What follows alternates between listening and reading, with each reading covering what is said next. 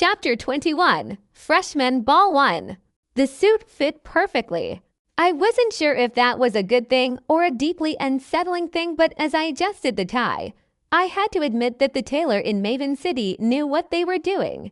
The material was smooth, light, but undeniably expensive, hugging my frame in a way that felt far too tailored for someone like me.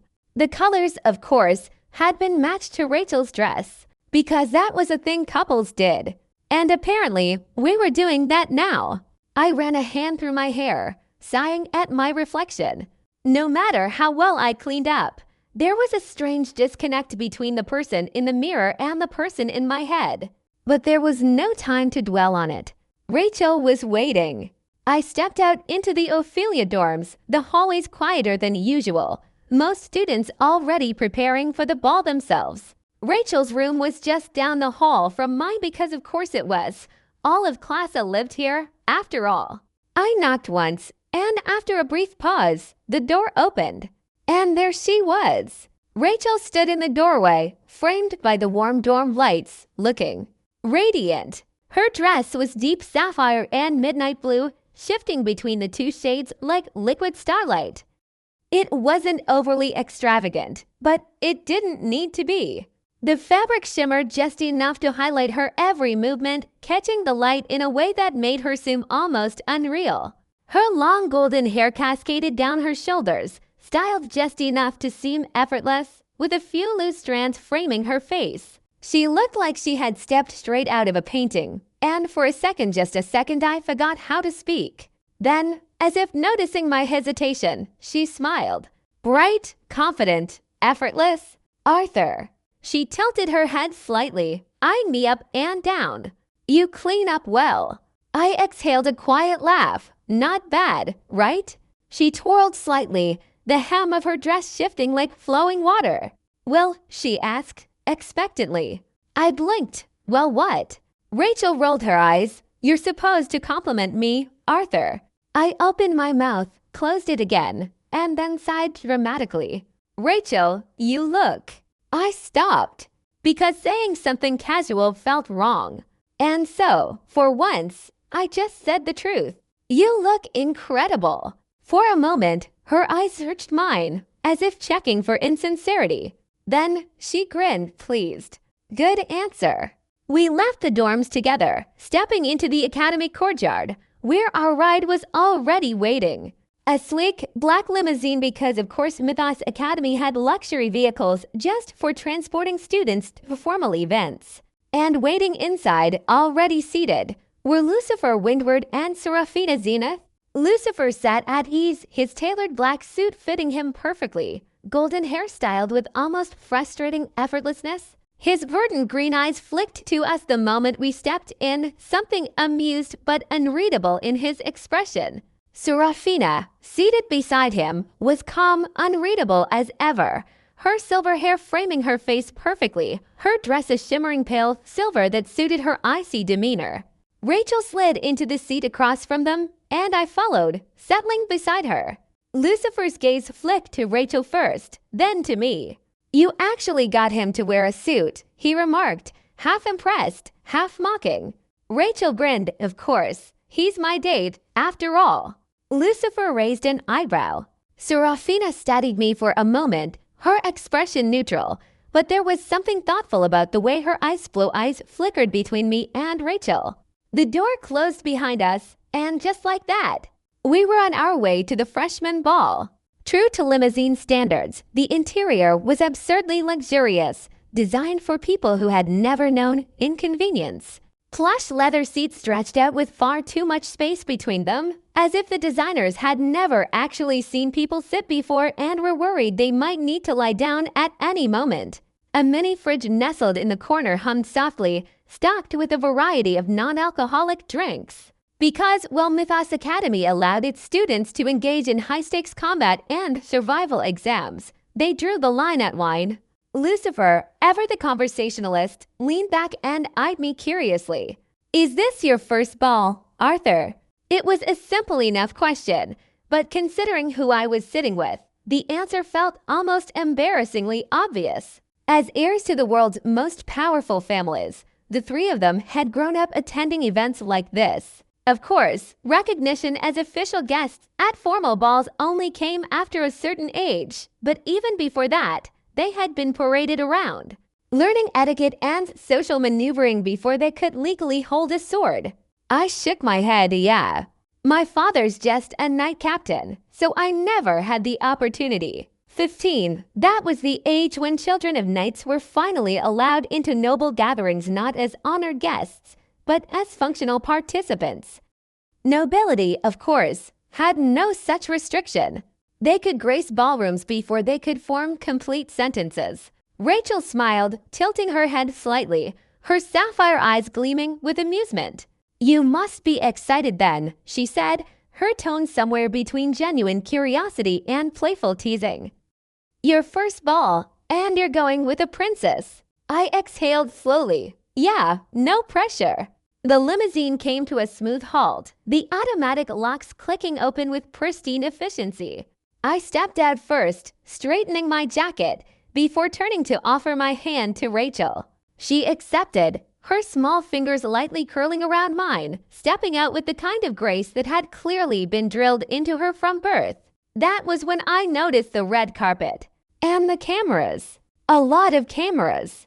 Because of course there were cameras. Together, we walked forward, the AI-controlled lenses clicking away at perfect intervals, capturing flawless shots at scientifically calculated angles. Because why settle for random photography when you could program a camera to make sure every picture belonged in a history book? The carpet led to a crystalline staircase, its transparent surface glowing faintly from some absurdly advanced tensile strength enchantment that allowed it to hold up the weight of an entire academy's worth of nobility, without shattering into a million pieces.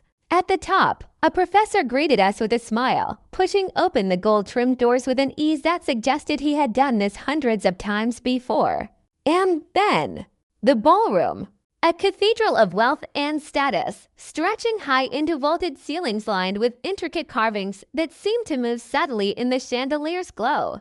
Speaking of which, I squinted up at the massive, diamond-encrusted monstrosity hanging from the ceiling, its golden framework glistening under the warm light.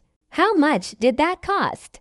No, actually, how many warships could be built for the cost of that one chandelier? Lucifer, clearly enjoying my reaction, clapped a hand on my shoulder. "Quite a sight, huh?" he said, grinning. I exhaled. "Yeah, it's a lot." "Just wait till you see the early birds," he added, leading us toward the dance floor. The room was already filling up with students arriving in waves, their conversations blending into a soft hum of practiced etiquette and careful arrogance.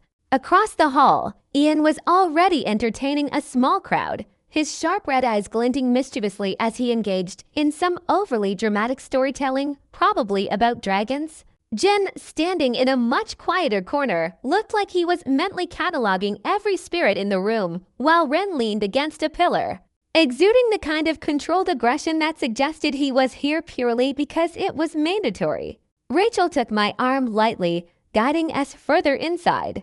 "Enjoying yourself?" she asked. I glanced around, not as terrifying as I expected. "You say that now," she said, laughing softly. Cecilia had, mercifully, not arrived yet. But somehow, I knew it was only a matter of time. For now, though, I was in the freshman ball with Rachel Creighton as my date. Chapter 22, Freshman Ball 2. "Arthur," Rachel murmured, leaning in slightly, "should we go?" She didn't get to finish, because that was when Cecilia arrived. The atmosphere shifted instantly, the murmur of conversation dipping ever so slightly, as if the ballroom itself had noticed the entrance of someone who refused to be ignored. She stepped onto the ballroom floor like it was her personal stage, dressed in a flowing gown of deep crimson, its fabric layered with sheer black accents that caught the light in a way that made her seem half shadow, half fire. Her long, blonde hair had been styled deliberately loose, tumbling over one shoulder, framing her face with almost lazy elegance. She smiled. That smile, the one that said, "I am here to cause problems, and I'm going to enjoy every second of it," Her crimson eyes flickered over the ballroom, scanning for her favorite targets, and the moment she spotted us, her smile widened. Rachel sighed. Lucifer, to his credit, simply crossed his arms, watching with mild amusement. And then, just like that, Cecilia was in front of us. Well, look at you all. Her gaze swept over us, lingering briefly on Rachel before locking onto me, her grin stretching into something that bordered on conspiratorial. Arthur, she said sweetly, tilting her head.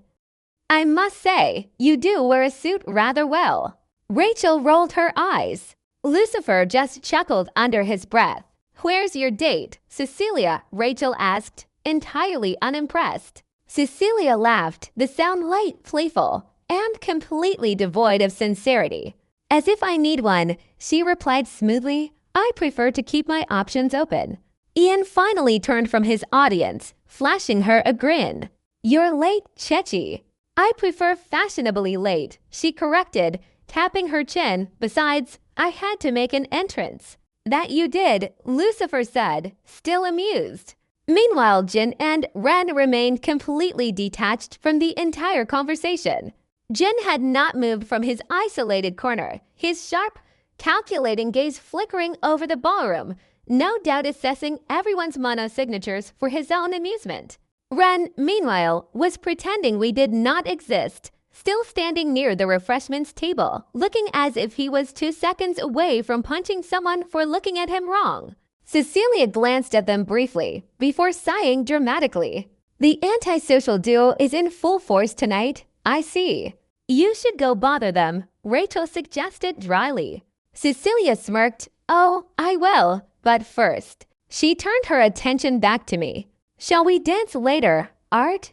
Rachel tensed instantly, her sapphire eyes narrowing.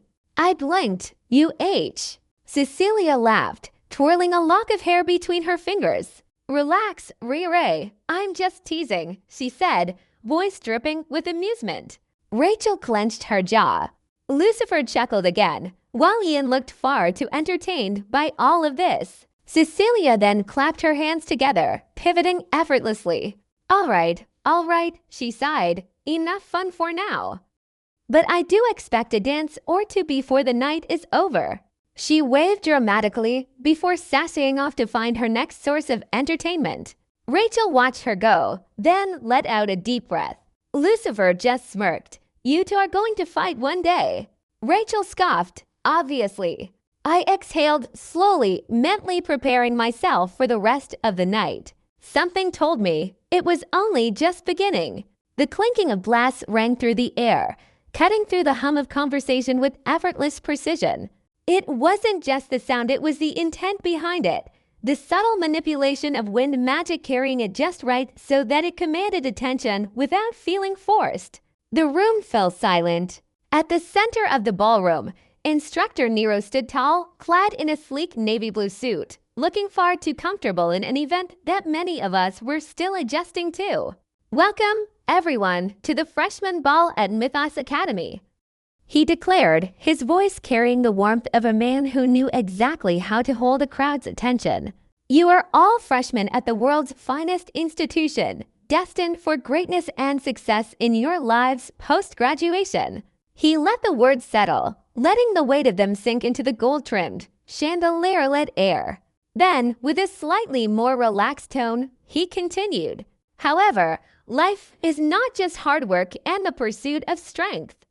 To truly live, one must find pleasure in making connections, in spending time with those you consider precious. This event is designed to foster such connections and occasion for pure leisure, to step outside the confines of our classrooms and training halls. He smiled, then lifted his glass slightly. And so, we will now proceed with the first dance. I hope you all thoroughly enjoy the evening. The orchestra, waiting for the signal, let the first soft notes of the waltz unfurl like a delicate thread of silk, weaving its way into the grandeur of the ballroom. The moment had arrived.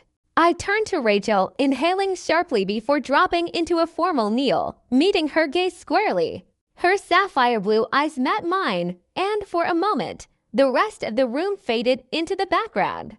Would you honor me with this dance, my lady? Rachel blinked, startled just for a second before her lips curled into a small, delighted smile. She placed her hand in mine, her fingers soft but sure. "I would be delighted, Sir Nightingale." I rose, her hand still resting lightly in mine, and together we stepped onto the dance floor, joining the other couples as the waltz began. The music wrapped around us, filling the ballroom with a gentle, rhythmic grace. Rachel and I moved in sync, our steps falling into the elegant rhythm of the waltz, the kind of dance that had survived centuries for a reason, timeless, fluid, a conversation without words. One hand on the small of her back, guiding her movements, the other clasping hers firmly but carefully. Rachel moved with natural poise, her every step graceful, effortless, as if she were meant for this. Her dress swirled around her, shimmering under the chandeliers, catching the light with every turn, making her look like she had stepped out of some celestial painting. I had read about moments like this before. I had just never expected to be in one. The tempo shifted, picking up slightly, and we followed its lead. Twirls, spins, steps that required unspoken trust to execute flawlessly. Rachel's smile never faltered, her sapphire eyes glinting with something close to exhilaration. And then, finally, the last soft note faded, bringing the first dance to its elegant conclusion. We stood there for a moment, still locked in place, our hands still connected. Then Rachel tilted her head slightly, her smile softening. "Not bad," she murmured. I huffed out a quiet laugh, "Coming from you, I'll take that as high praise." She laughed lightly, slipping her hand from mine, but not moving away completely. We stepped off the dance floor, heading toward the refreshment tables where a lavish array of mana-infused delicacies awaited. The Academy did nothing by halves. Even the food here was enhanced, the flavors sharper, the energy it provided borderline addictive. Rachel and I were in the middle of picking out something when a familiar voice rang out. Sorry, but I already have a partner." I turned, eyebrows raising slightly at the sight of Cecilia Slatemark, surrounded by a small horde of suitors, each one desperately vying for a chance to dance with her. Which, honestly, made perfect sense. She was a princess, rank 6 first year, and a walking enigma wrapped in dangerously deceptive charm. If I hadn't known her true nature, I might have been among them. Cecilia, however, had no intention of entertaining them further, because she was already walking toward me. Rachel sighed, already bracing for whatever came next. And then, before I could even process it, Cecilia was right in front of me, her hand latching onto my arm with the kind of certainty that didn't allow for refusal. "Arthur is my partner for this dance," she declared, flashing me a wink. Rachel's expression flattened instantly. "You're serious?" Cecilia grinned wider, then leaned in slightly, her voice dropping just enough to be dangerous. Please do me this favor," she murmured, her breath warm against my neck. The temperature of the room spiked dangerously, though I was fairly certain it was just me. Rachel's eyes narrowed, but she said nothing. And just like that, I was led back to the dance floor. I should at least check out her intentions, I thought. I could have ignored her, but that wasn't a good way to deal with someone like Cecilia Slatemark. She was someone who could crush me completely right now if she willed, using her political power. I needed to be careful when dealing with her. Cecilia naturally ignored the standard positioning entirely, guiding my hand lower on her waist, closing the distance between us just enough to be scandalous. My heartbeat kicked up a notch, my body acutely aware of every shift in movement, every press against me as she moved with practiced ease. Her lips curled into a lazy, knowing smile. She knew exactly what she was doing. She seems to fall for it, at least, I thought as the waltz began. And then, at one particularly bold moment, she tiptoed, bringing our faces dangerously close, her crimson eyes locked onto mine. I barely had time to react before she sidestepped at the last second, avoiding a full collision by a fraction of an inch, choosing instead to brush her lips against my ear. "You're quite intriguing, Arthur Nightingale," she whispered, her breath hot against my skin, sending an involuntary shiver down my spine. Chapter 23, Freshman Ball 3. Cecilia murmured, her crimson eyes gleaming with a mischief that never truly left them, like embers perpetually waiting for the right moment to ignite into flame. Her fingers rested lightly on my arm, their warmth belying the calculated coolness of her expression. Let's have a real talk after this dance is over. Yeah. I nodded cautiously, unsure if that was a request or a demand. With Cecilia, the line between suggestion and imperial decree was deliberately, dangerously blurred, a game she'd likely been playing since before she could walk. The problem with dealing with Cecilia was that she was the literal princess of the empire I was in. I couldn't just say no to her or avoid her without consequences. That was basically me driving off the edge of a cliff, as Cecilia could use her influence to crush me to nothing. As the waltz continued, the orchestra playing with the precise, soulless perfection expected at academy functions, she finally dialed down the teasing, settling into the graceful rhythm of the dance without any more unnecessary provocations. When the final soft notes of the music drifted into silence, we separated with perfectly rehearsed elegance, offering each other the customary polite nod that meant absolutely nothing in the elaborate social choreography of the nobility. Then, without hesitation, she took my arm again because, of course, she did, leading me toward the balcony overlooking the academy grounds. Her touch was light but insistent, working no argument while maintaining the facade of casual companionship. Several pairs of eyes tracked our movement across the ballroom, calculating, speculating, mentally adjusting the complex web of academy politics to account for this public association. Outside, the air was cool and crisp, untouched by the pollution that had once choked the skies of my previous world. It carried the faint scent of night-blooming flowers from the gardens below, mixed with the subtle tang of ozone that always accompanied gatherings of powerful mages. The night stretched wide above us, a flawless, expansive deep indigo, scattered with stars so sharp and bright they felt almost unreal, like diamonds scattered across velvet.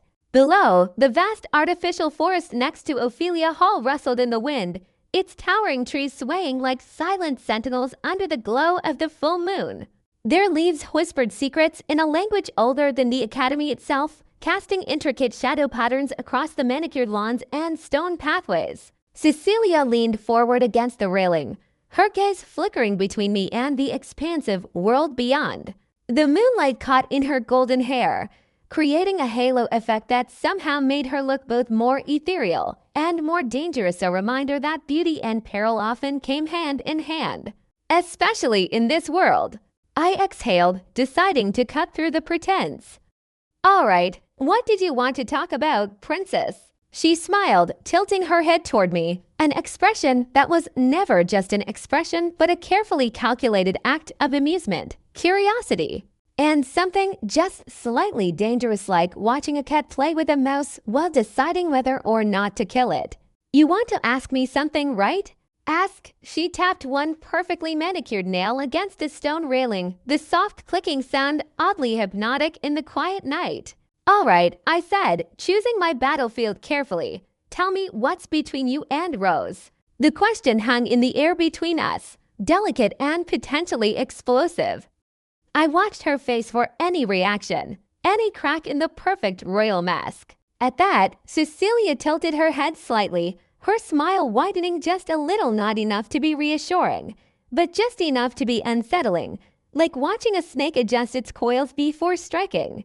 "Oh, Rose Springshaper," she hummed, as if she'd just been reminded of some vaguely interesting memory, some minor curiosity barely worth recalling.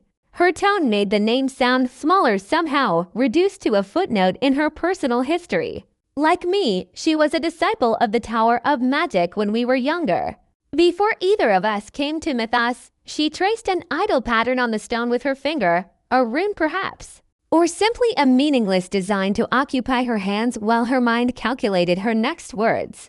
I stiffened slightly at that. Of course she was. The revelation shouldn't have surprised me. Rose's talent with paradox manipulation suggested formal training at one of the continent's most prestigious magical institutions, but the confirmation of their shared history added layers of complexity to their current animosity. Of course, Cecilia continued, her tone deceptively light, like spun sugar concealing razor blades. "I'm a slate mark." My talent is way above hers, especially with my mind aspect gift.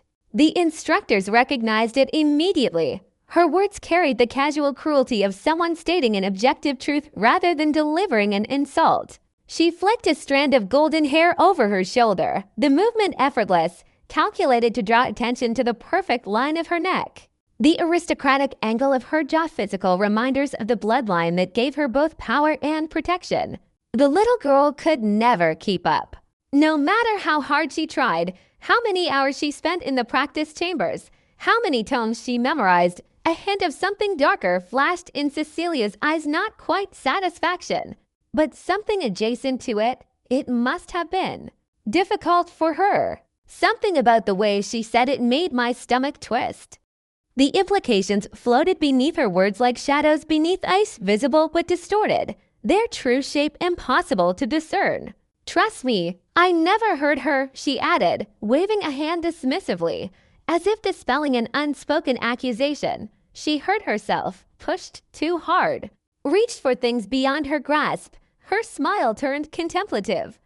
Ambition without limits is its own kind of poison, don't you think? I exhaled slowly, my fingers curling slightly against the railing.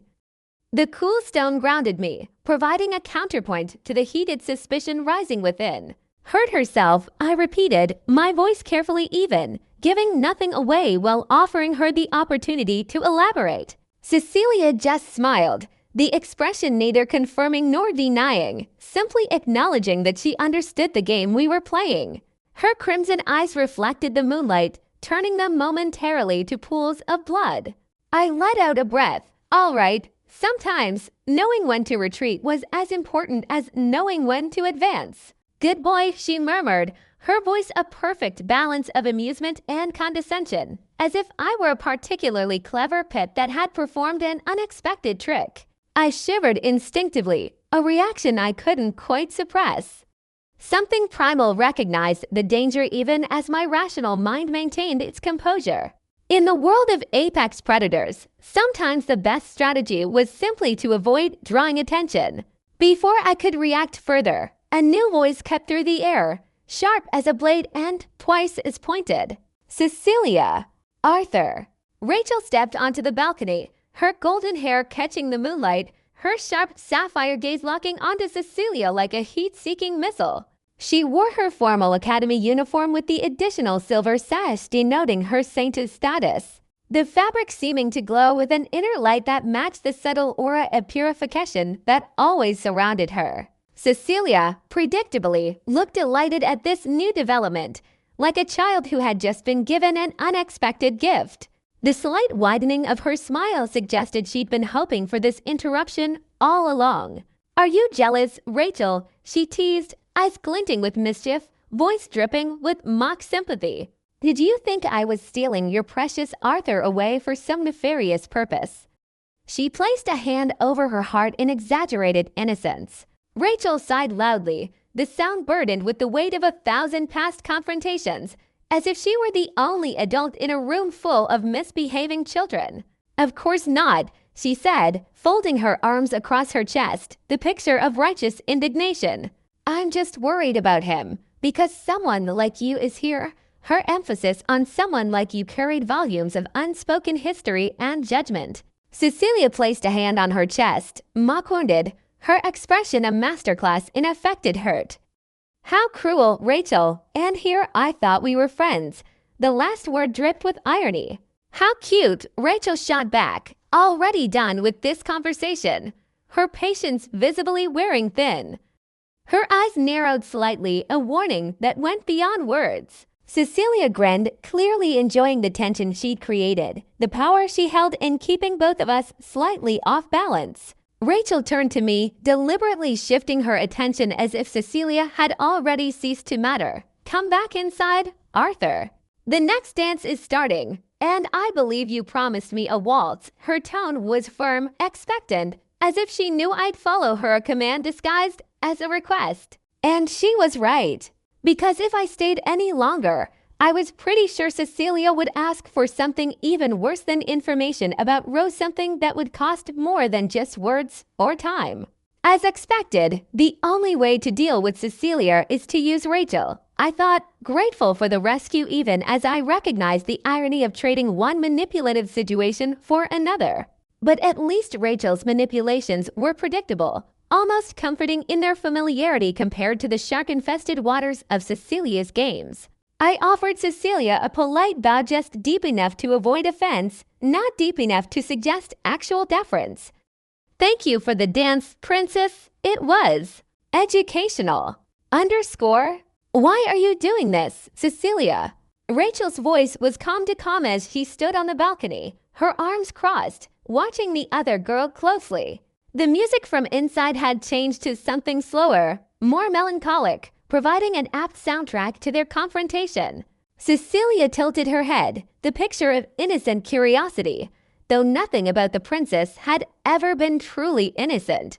Doing what? She asked, her tone so light it could have floated away on the breeze, her fingers idly playing with a strand of golden hair. Playing with Arthur, Rachel's eyes narrowed, cutting through the pretense with surgical precision. Sure, he's a fast learner, but is he really that interesting compared to your usual entertainments? The pause suggested a history of other games Rachel had witnessed. Cecilia shrugged elegantly, as if the question didn't particularly concern her, her shoulders rising and falling in a motion as practiced as everything else about her. Not really. She examined her nails, a dismissive gesture that spoke volumes. He's just another academy student, talented, certainly. Unusual, perhaps, but hardly unique. Rachel's scowl deepened, the expression at odds with her usual serene saintess demeanor. Then, what are you doing? Cecilia smirked, leaning ever so slightly against the railing, the posture of someone completely at ease despite the tension crackling between them. Instincts. The word hung in the air, deceptively simple yet loaded with meaning that few would understand. Rachel's expression didn't change, but something in her posture shifted a subtle tightening, a microscopic adjustment that revealed her recognition of what Cecilia was implying. Instincts. Coming from anyone else, it would have been a throwaway excuse. But coming from Cecilia Slatemark, it meant something entirely different. Because, like Rachel herself, Cecilia was special. Not in the born with talent way that permeated Mythos Academy. Not even in the prodigy of her generation way that applied to students like Jin or Ren. Cecilia was an anomaly. A witch. More specifically, someone who could become an archwitch, a being of singular, terrifying potential, whose very existence bent the fabric of reality around them. Witches weren't evil. They were just different. An existence as rare and unnatural as draconic humans, touched by powers that defied conventional understanding of mana and manipulation. And Cecilia, she was still awakening, just like Rachel was. Which meant there were things about her that even she didn't fully understand yet. Desires and impulses that came from somewhere beyond conscious thought, instincts that whispered from the depths of awakening power. Rachel watched her, something unreadable flickering behind her sapphire eyes, recognition, perhaps, or weariness, or both. The shared understanding of what it meant to harbor something ancient and powerful within a human shell. Cecilia, for her part, looked completely unconcerned, gazing out from the balcony at the moonlit grounds below, as if the conversation barely registered on her scale of importance. Anyway, she said lightly, stretching her arms over her head with feline grace, the movement deliberately drawing attention to the perfect lines of her body. He's useful to me for now. Rachel's jaw tightened slightly, the only visible indication of her displeasure. Useful, the word contained multitudes question, accusation, warning. Cecilia nodded, turning to her with a lazy smile, her crimson eyes gleaming with something sharp and unreadable in the moonlight. Yeah, just a tool, nothing else. She examined Rachel's face, watching for reaction with the detached interest of a scientist observing an experiment. Something to occupy my attention until something more interesting comes along. Rachel's breath hitched for just a second, a momentary break in her composure. Cecilia's smirk widened, like a predator noting a weakness. It's the same for you, isn't it? She added smoothly, voice silkened with false sympathy. Rachel's lips parted slightly, But before she could respond, Cecilia continued, voice syrupy and sweet with manufactured concern. You even admitted you're using him, she pointed out, her perfect memory recalling conversations from weeks ago. To avoid being with Lucifer, she emphasized the name slightly, knowing its effect. Rachel went completely still, as if the mere mention of Lucifer had frozen her in place. Not a muscle moved, not an eyelash flickered the stillness of prey trying to avoid detection. Cecilia watched her, eyes half-lidded, her smirk shifting into something closer to amusement. The cruel satisfaction of having struck a nerve was evident in the slight upturn of her lips, the gleam in her crimson eyes. And then, with a mocking little hum, she turned, casually strolling back inside, her gown shimmering in the moonlight, leaving Rachel alone on the balcony with her thoughts and the weight of unspoken truths. Rachel exhaled, steady and slow, staring out at the endless stretch of stars overhead. Her fingers gripped the stone railing, knuckles whitening slightly with pressure. That girl is dangerous. More than most people realized. More, perhaps, than Cecilia herself fully comprehended. Serafina. Rachel turned as the half-elf stepped onto the balcony, her movement so silent it seemed almost supernatural. Seraphine's silver hair caught the moonlight like strands of woven ice, creating an ethereal halo around her delicate features. Her academy uniform, modified slightly to accommodate elven sensibilities, hung perfectly on her slender frame. Serafina acknowledged her with a single nod, nothing more, nothing less. Her economy of movement and expression was legendary even in a school filled with remarkable individuals. Rachel studied her, mind turning. The third princess had appeared like a phantom, materializing precisely when unwanted emotions threatened to surface, timing too perfect to be coincidental. Princess of Mount Hua. A girl just as quiet and detached as Jen, someone who drifted through conversations rather than engaging in them. Unlike Cecilia, who was all sharp words and tangled amusement, or Ian, who carried himself with effortless warmth, Serafina existed in her own quiet world, untouched by the noise of others. Her ice-blue eyes observed everything while revealing nothing, windows to a soul that seemed perpetually distant. Rachel sighed, suddenly exhausted by the night's games and revelations. Why is class so difficult? She turned, about to leave. And then, I never thought the Saintess would stoop down to using someone. The words fell like stones into still water, creating ripples that couldn't be ignored. Rachel froze mid-step. Her gaze flicked back to Serafina, who stood still as stone, her expression unreadable, her arms folded neatly in front of her. The half-elf's posture suggested neither judgment nor sympathy, merely observation, as detached as a scholar noting an interesting phenomenon. Rachel's lips pressed into a thin line. It's more complicated than that. The words sounded hollow even to her own ears, a justification too weak to withstand scrutiny. Seraphine's ice-blue eyes remained steady, unwavering, seeing too much and revealing too little. If you say so, her voice was calm, indifferent, utterly detached from the weight of her own words. And yet, but in the end, she continued, each word measured and precise. You're just running away, aren't you? The question hung in the air between them, impossible to dismiss, impossible to answer. Rachel's fingers curled slightly at her sides, nails pressing into palms, the small pain a welcome distraction from the larger one Seraphine's words had inflicted. Serafina held her gaze for a moment longer, her expression unchanged. Then, as if the conversation had already ceased to matter, she turned, walking back inside without waiting for an answer, her steps as silent as her arrival had been. Rachel stood there alone, the cold wind brushing against her skin, staring out at the night sky where countless stars glittered with indifferent beauty. She didn't have an answer anyway, or perhaps, more accurately, she had one but lacked the courage to face it, a failing that felt all the more damning for someone hailed as a saintess. The truth was, Serafina was right. She was running.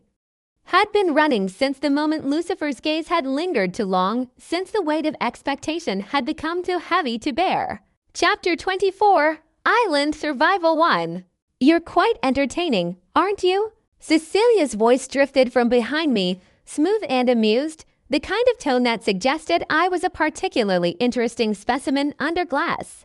I turned to find her leaning against the doorframe of the training hall, arms crossed, crimson eyes gleaming with that perpetual mischief that never truly left them. I had just finished a grueling solo training session, my uniform still damp with sweat, muscles aching from hours of pushing myself beyond reasonable limits. The private training ground walls reinforced with mana shielding, monitoring systems disabled upon request had become my sanctuary over the past weeks. I lowered my sword, wiping my forehead with the back of my hand. Didn't realize I was performing for an audience. Cecilia smiled, pushing off from the doorframe with casual grace. Everything is a performance in this academy, Arthur. Some of us are just more honest about it than others. She strolled into the room, examining the training dummies I'd nearly destroyed, the scorch marks on the reinforced walls, the lingering traces of mana in the air. Impressive output for someone with no gift. I sheathed my blade, reaching for a towel. Did you need something, princess? Or is watching exhausted students your new hobby? So prickly, she observed, seemingly delighted by my irritation. One might think you don't enjoy my company. One might be correct, I replied, though there was no real heat in my words. Dangerous as she was, there was something almost refreshing about Cecilia's lack of pretense. Unlike the other academy elites who veiled their ambitions behind courtesy, she wore her predatory nature openly. She laughed, the sound echoing in the empty hall. And yet, that's precisely why I find you interesting. Everyone else either fears me or wants something from me. You just seem annoyed. Happy to provide that service, I said dryly, gathering my equipment. Now, if that's all. Actually, she interrupted, her tone shifting slightly. I have something for you. That gave me pause. Gifts from Cecilia Slatemark were rare and inevitably complicated. They came with strings attached, not always visible ones, but present nonetheless. Should I be concerned? I asked, only half joking. She tilted her head, golden hair cascading over one shoulder. Probably. But you'll accept it anyway, because it's too valuable to refuse. With a practiced gesture, she flicked her wrist, tapping her spatial ring, a sleek black ID.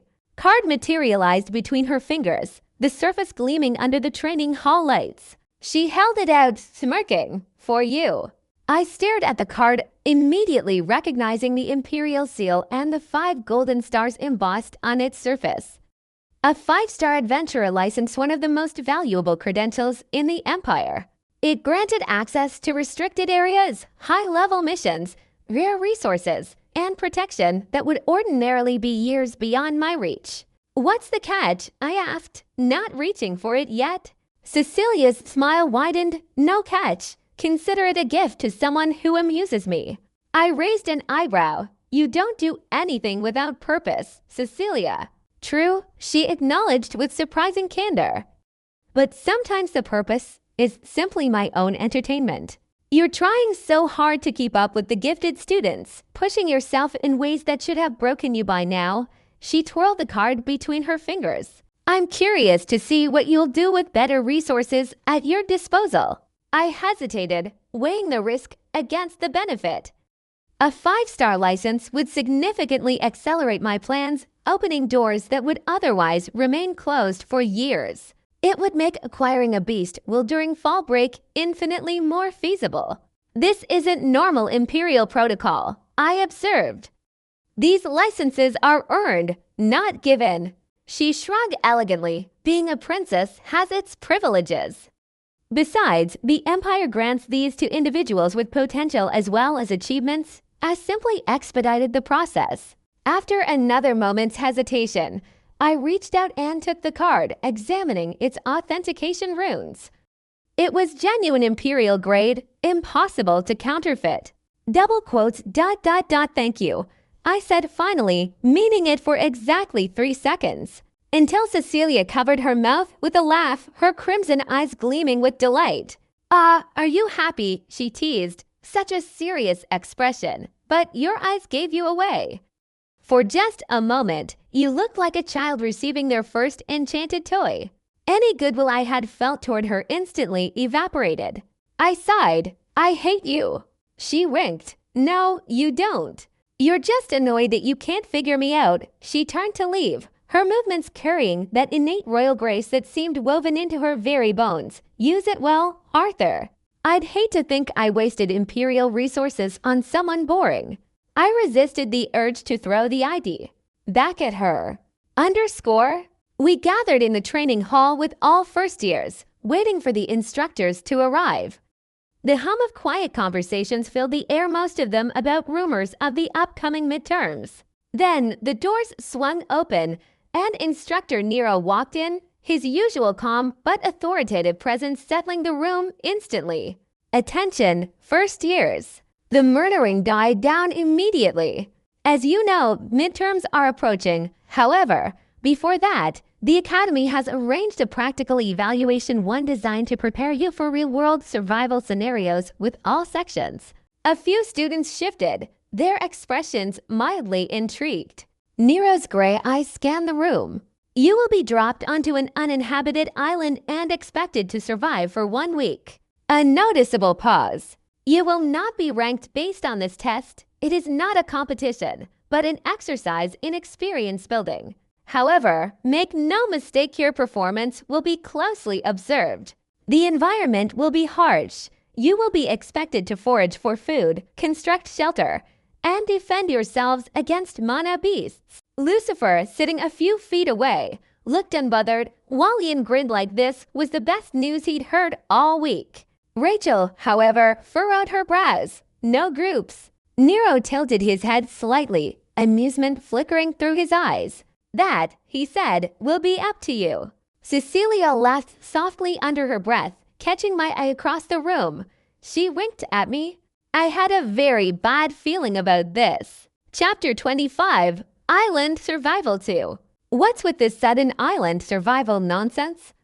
Rose groaned, flopping dramatically onto the table beside me.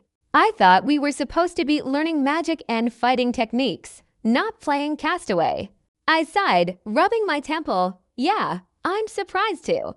Of course, I had read the novel, so I wasn't surprised. Across the cafeteria, first years were already buzzing with theories, their voices a mix of excitement and frustration. Some were already forming alliances, while others were grumbling about the unfairness of it all. Rose stirred her drink with unnecessary aggression, watching as a group of Class B students huddled together, deep in what was obviously a strategy meeting.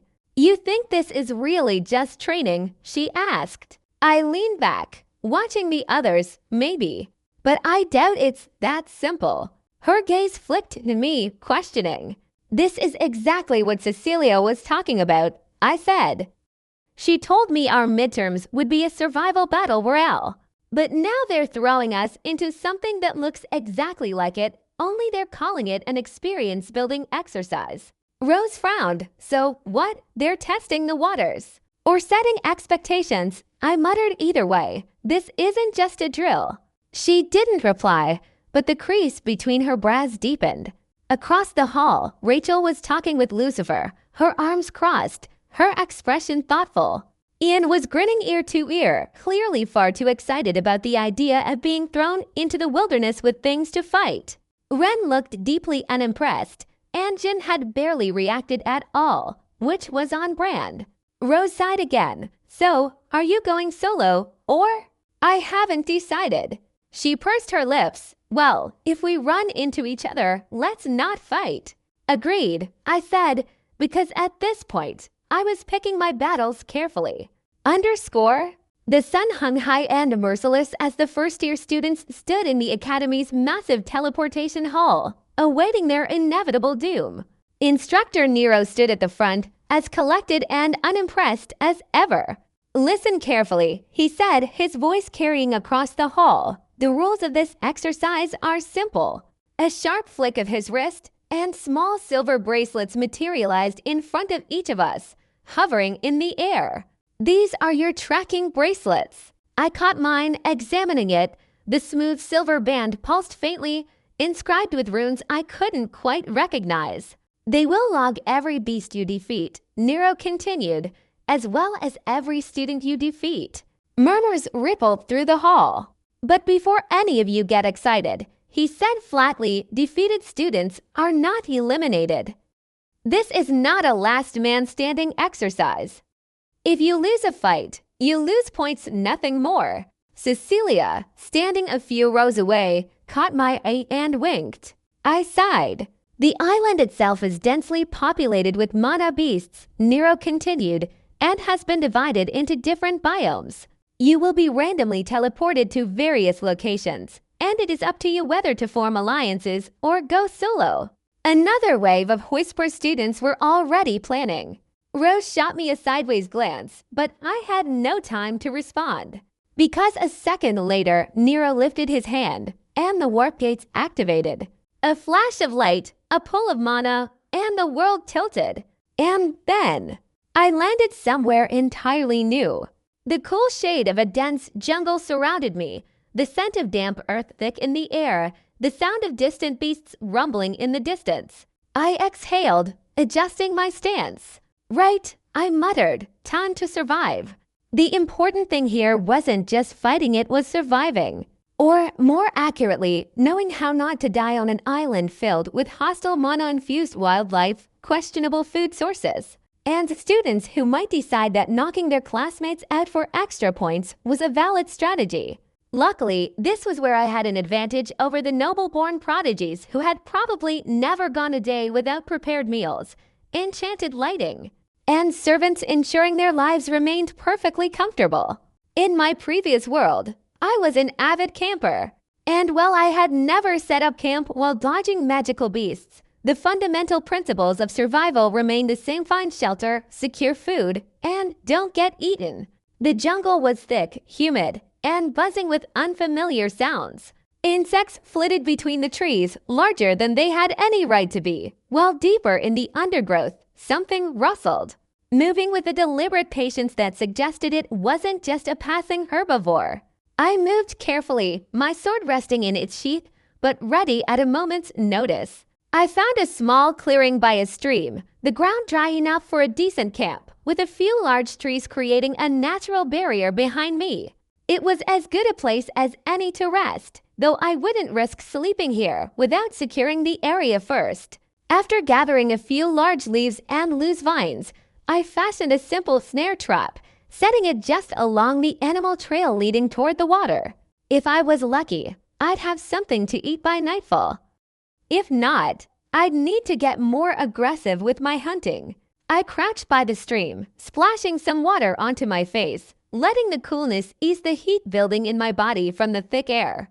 The island had a strange energy to it, the kind that made the air feel heavier, charged with something just beneath the surface. Then I felt it. A shift. Not in the air, not in the water, but in the silence. Something was watching me. I turned slowly, standing up as my fingers curled around the hilt of my sword. At the edge of the clearing, half hidden in the shadows of the trees, a beast stood.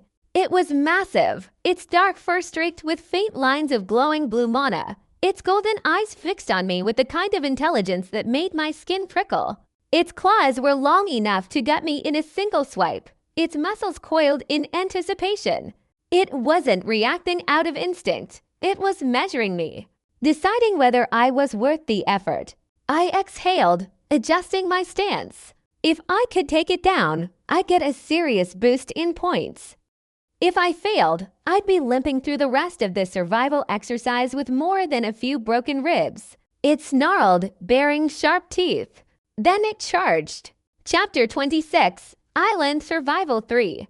The beast charged, tearing through the undergrowth with the force of a living storm.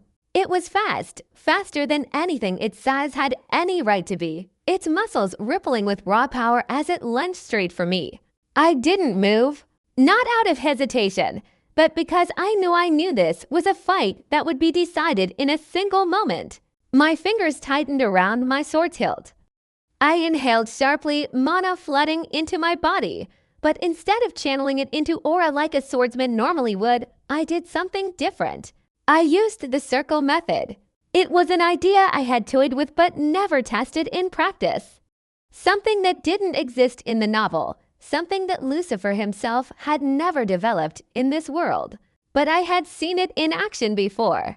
God Flash! It was Lucifer's technique in the novel, a movement so fast it became instantaneous, a blade strike so precise it split reality itself. But in this world, Lucifer hadn't created it yet, so I would do it first. I formed 4 circles in my mind, stacking them within seconds. Lightning mana surged, wrapping around my blade, crackling with the force of barely contained destruction. This wasn't aura enhancement. This was pure spellcasting, condensed and refined to a single point my sword. The beast lunged. I stepped forward and cut. Lightning howled as my blade flashed through the air, splitting space in an arc of white-hot energy. For a moment, nothing happened. Then the beast collapsed, its body splitting cleanly down the middle, the edges of its wound burnt black from the sheer heat of the strike. A clean, perfect kill. I exhaled slowly, lowering my sword as the final remnants of lightning flickered and died. That was it. That was the kind of strength I needed. Not just survival, not just slow improvement. Something greater, something undeniable. I glanced at my bracelet. It would have locked the kill, assigning me points. But suddenly, points didn't matter anymore. I had come here thinking about strategy, about staying ahead, about playing this like a game where every move counted toward my rank. But I didn't care about rankings. I cared about getting stronger. And the fastest way to do that wasn't building a camp or rationing food like a careful survivor. It was throwing myself into the fire and forging myself into something better. I sheathed my sword and turned away from the clearing, leaving my would-be camp behind. No supplies, no safety. Just me, my blade, and whatever the island had to throw at me. Let's see how far I could push myself. The island became my battlefield. There was no hesitation, no half measures, no safety nets. Every step I took led me deeper into danger.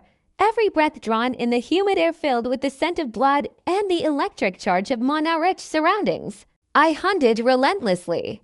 Not for points, not for survival, for strength.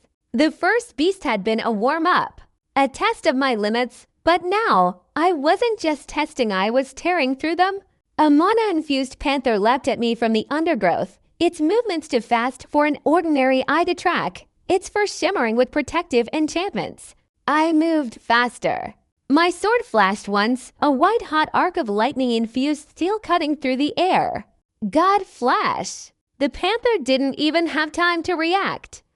1 second it was alive, the next it was to halves collapsing into the dirt, its enchanted fur split as if it had never been protected in the first place. I didn't stop to catch my breath. Another came, then another.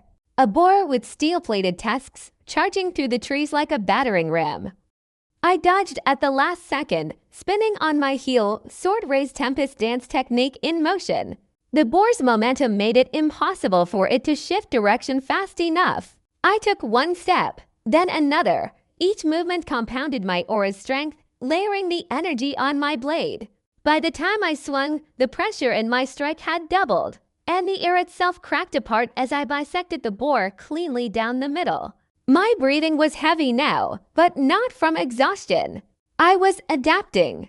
Every fight, every kill, my body responded. My reflexes sharpened. My footwork grew more precise. I could feel it the way the Tempest dance technique was finally clicking into place. No longer something I was just following mechanically, but something that was becoming an extension of me. God Flash, too. It had been instinct the first time I used it. A desperate attempt to recreate something I had only read about. But now, I was refining it. A pack of Volf-like creatures surrounded me, their bodies radiating low-level mono fields, their golden eyes flickering with hunger. One moved. Then all of them moved. Too fast to block, too many to dodge. I didn't bother dodging. I stepped forward, sword sheathed. They lunged. I drew. Lightning exploded outward as my blade flashed through the air, cutting not just through the wolves, but through the very space they occupied. The moment they landed, their bodies collapsed in a single motion, silent, blood spraying into the dirt as they died before they even realized it. God Flash had become sharper, faster, more lethal. I rolled my shoulders, my breathing steady despite the carnage around me. I wasn't just hunting now. I was ascending. My mana rank hadn't increased, but my relative strength had skyrocketed. My body was learning. My instincts were refining. I was getting stronger. And I wasn't done yet. The island still had more to throw at me, and I was ready for it. The mana crackling at my fingertips responded before I even had to think. No longer an unruly force, but something tamed, something willing. My sword moved like an extension of my body, cutting through the thick, humid air with the fluidity of wind and the bite of lightning. 3 days in this untamed jungle, and I had changed. The hesitation I had carried into this trial, that careful wariness of the unknown, had burned away, replaced by something colder, sharper, more instinctive. My spatial ring was already filled with trophies of the fallen razor-edged spider fangs, iridescent viper scales, the jagged tusks of a boarhound that had been foolish enough to charge at me. They glowed faintly under the starlight, each one a testament to something I had survived, something I had conquered. I leaned against a moss-covered tree, my body sore but unwilling to rest, staring up at the sky through the gaps in the thick canopy. The stars stretched out in endless constellations, each one a pinprick of light in a world that had never known pollution, never known the dull haze of artificial filth. I have changed. My hands were steadier, my eyes colder, my steps lighter, quieter, more efficient. Where before I had hesitated, now I moved without thought, each battle another lesson in survival, each hunt another refinement of my instincts. The jungle whispered secrets in its own language, and I had learned to listen. Then movement in the shadows. My gaze snapped toward it, my body already shifting into a stance that was no longer merely learned technique, but something more visceral, more natural. There, lurking in the depths of the undergrowth, its massive form barely visible in the shifting moonlight, was the obsidian behemoth, a 5-star beast. Its black hide gleamed faintly, the natural armor dense with mana. Its glowing yellow eyes watching me with the same calculating intelligence I had begun to recognize in the stronger creatures of this island. This wasn't some mindless predator acting on hunger. This was something that had survived, that had killed, that had stood atop the food chain for long enough to know when it was looking at something dangerous. It was deciding, sizing me up. The old me might have waited, might have hesitated, might have thought, I need to be stronger first. But I wasn't waiting anymore. I wasn't playing it safe. I was going to kill a 5-star beast before I even reached high silver rank. And I was going to do it now. Chapter 27, Island Survival 4. The obsidian behemoth rose from the shadows, massive and uncompromisingly real. A hybrid of bear and elephant, its obsidian black hide shimmered in the dim light, veins of earth mana pulsing beneath its skin like molten cracks in cooled lava. It watched me, its golden eyes calculating. It was used to prey running, but I wasn't prey. I was going to kill it. My sword was already in my hand, my mana crackling at my fingertips. The air smelled of damp earth, burnt wood, and the faint tang of ozone from the residual lightning lingering on my blade. The behemoth moved first. It always did. The ground shook as it lunged, wind whipping around its massive frame as it amplified its speed, its reinforced tusk aiming straight for my ribcage. I sidestepped, lightning flickering beneath my feet as I propelled myself just out of range. The beast charged tore through the jungle, uprooting trees, splintering bark, turning the ground into a battlefield of cratered earth and broken vegetation. I retaliated instantly, raising my hand and conjuring a 4-circle fire lance, heat radiating from the concentrated mana at its core. It wasn't enough to kill, but it would hurt. The lance shot forward, its trajectory precise. The behemoth sensed the danger and tried to brace, but it was too slow. The impact exploded against its hide, flames licking up its thick fur. It bellowed, furious, but not panicked, a testament to its raw durability. I had known from the start that I couldn't win this fight with magic alone. It had far too much defense, far too much sheer brute force for Spales to do anything more than chip away at its stamina. But that was fine. I didn't need it to die from magic. I needed it to tire.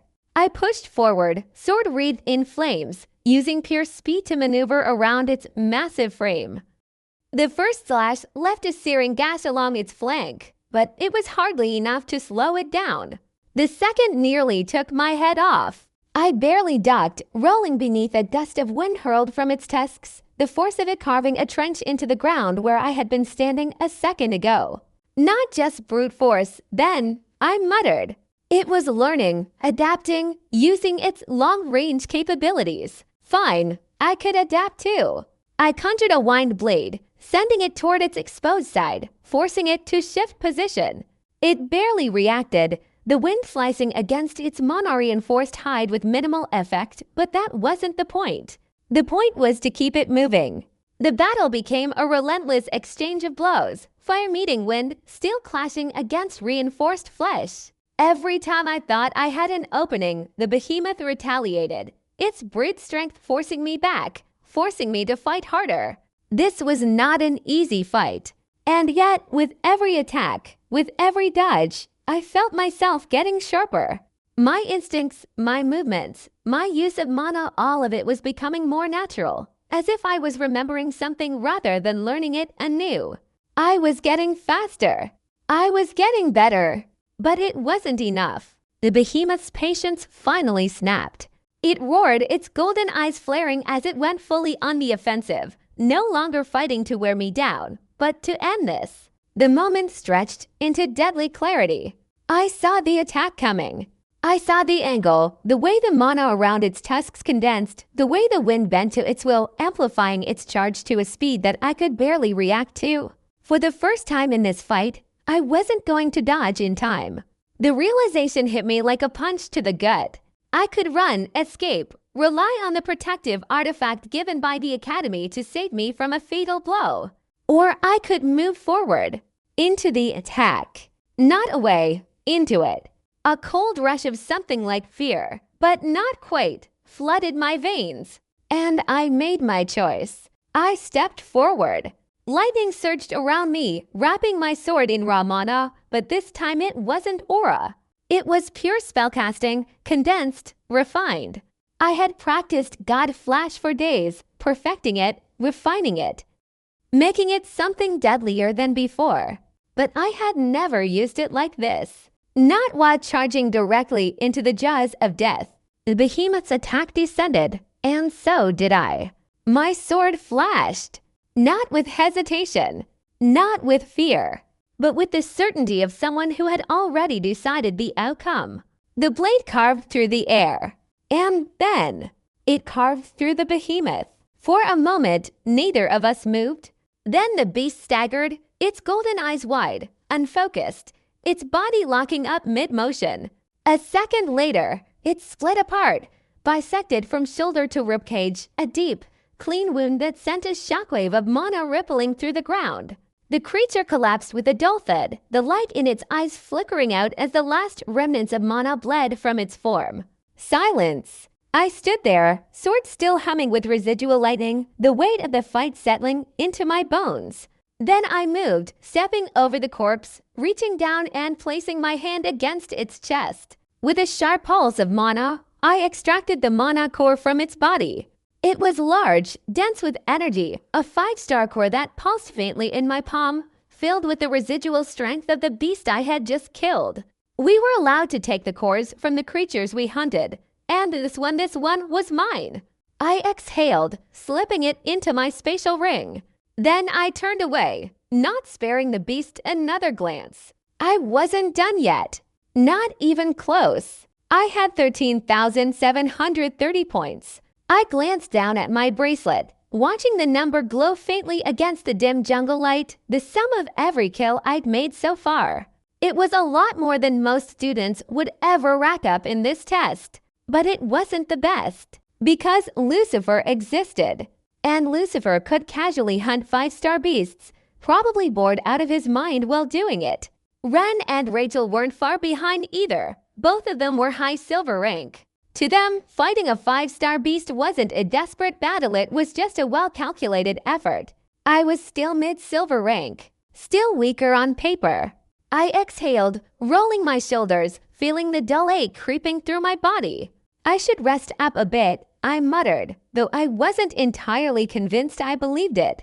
Because to me, this wasn't about points. It never had been. Points were just numbers. Just something to measure against other students, something the academy used to determine who looked the best on paper. But real strength was different. And that was the only thing that mattered. Chapter 28, Island Survival 5. By the time I had rested enough, the 5th day of island survival had begun. The morning air was thick with humidity, the scent of damp earth clinging to my skin as I moved through the dense jungle. I wasn't looking for shelter. I wasn't looking for food. I was looking for something to kill.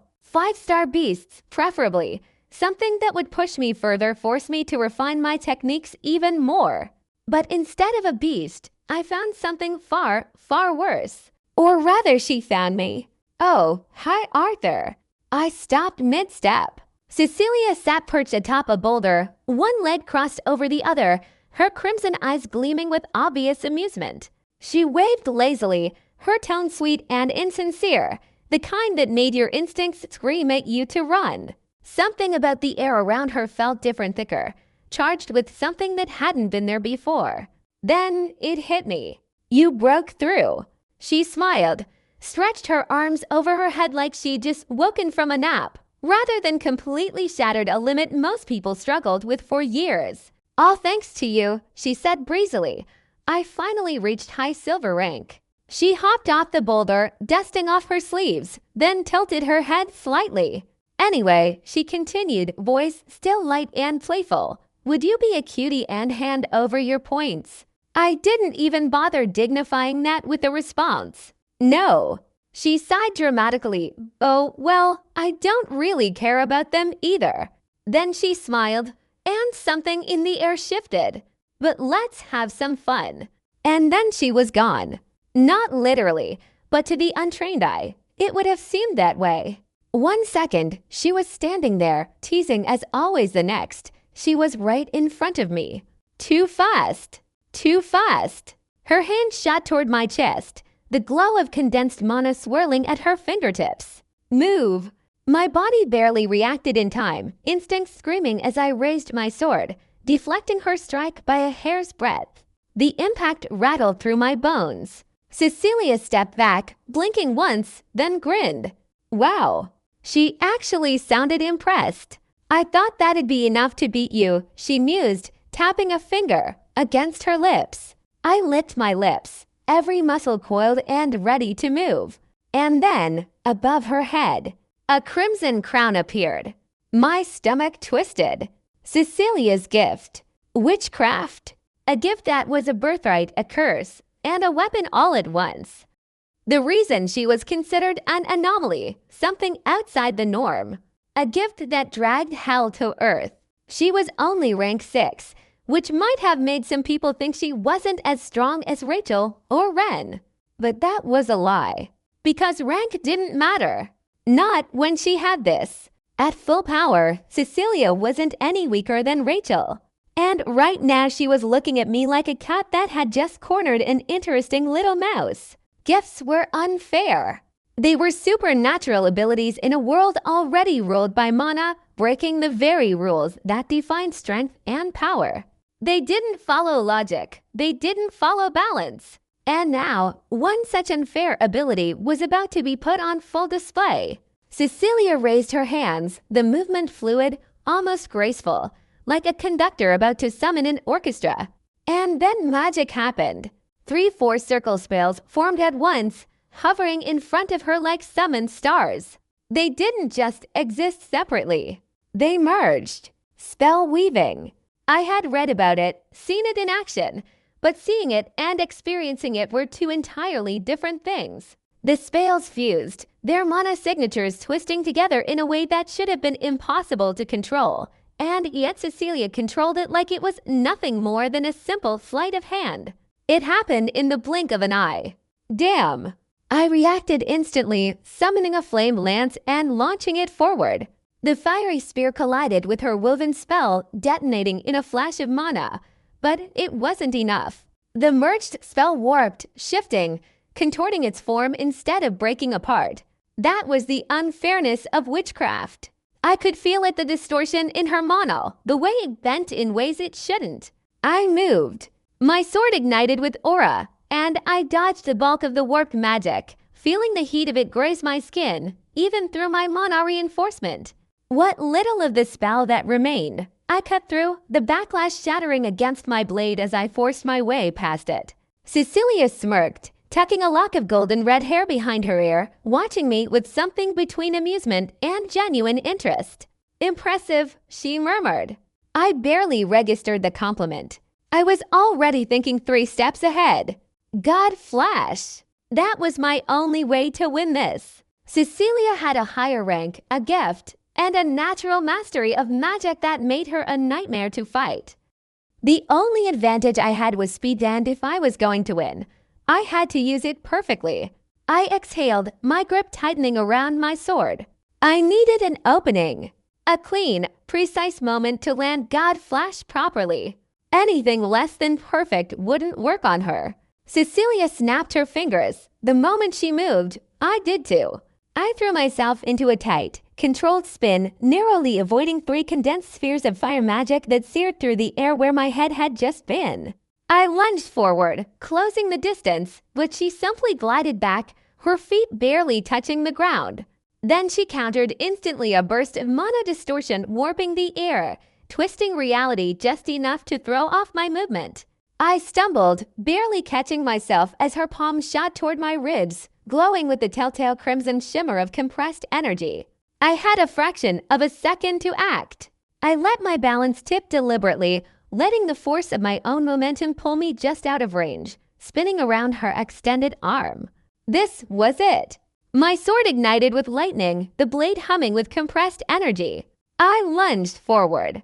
She saw it, but she wasn't fast enough. God Flash! The moment stretched thin. And then, she stopped it. Her hand raised at the last possible moment, a translucent mana barrier forming in a fraction of a second, catching my sword inches from her exposed back. It should have been impossible to react to. It should have been a clean hit. And yet, Cecilia smiled. Very impressive, she murmured. Then, before I could adjust, her free hand shot toward me, a spiraling burst of wind mana launching at point-blank range. I moved before I could think, channeling another God Flash, using the sheer force of the technique to propel myself backward, just in time to avoid being caught in the spell's blast. I hit the ground in a skid, feet digging into the dirt. I had to go. I had to run. I turned, mana crackling around me, gathering one last burst of speed. And then I was gone. Trees blurred past me as I moved, faster than I ever had before, pushing my body to the limit as I tore through the dense jungle. Behind me, I could hear her laughter, light and playful. Then a pulse of mana. She was chasing me. I grit my teeth. Of course she was. Chapter 29, Island Survival 6. I kept running, the wind tearing past me, my sharpened senses screaming at me to move faster. But then danger. Mana surged behind me, a compacted sphere of raw energy racing toward my back. Cecilia! Come on, where is she? I thought urgently. I could feel it, the weight of her spell warping the air itself, bending space with that unnatural witchcraft distortion that made predicting its movement impossible. I was already turning, ready to counter. And then, suddenly, the mana fizzled out of existence. Not dispersed. Purified.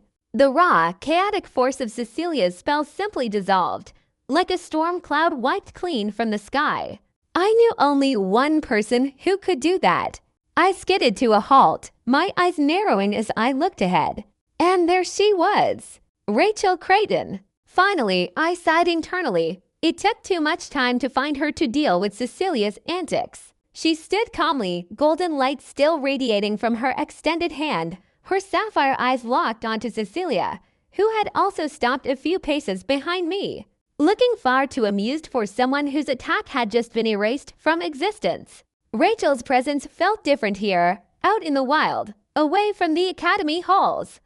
There was a weight to it, something untouchable, something holy in a world of ever-shifting morality. Even Cecilia's ever-present smirk faltered just slightly.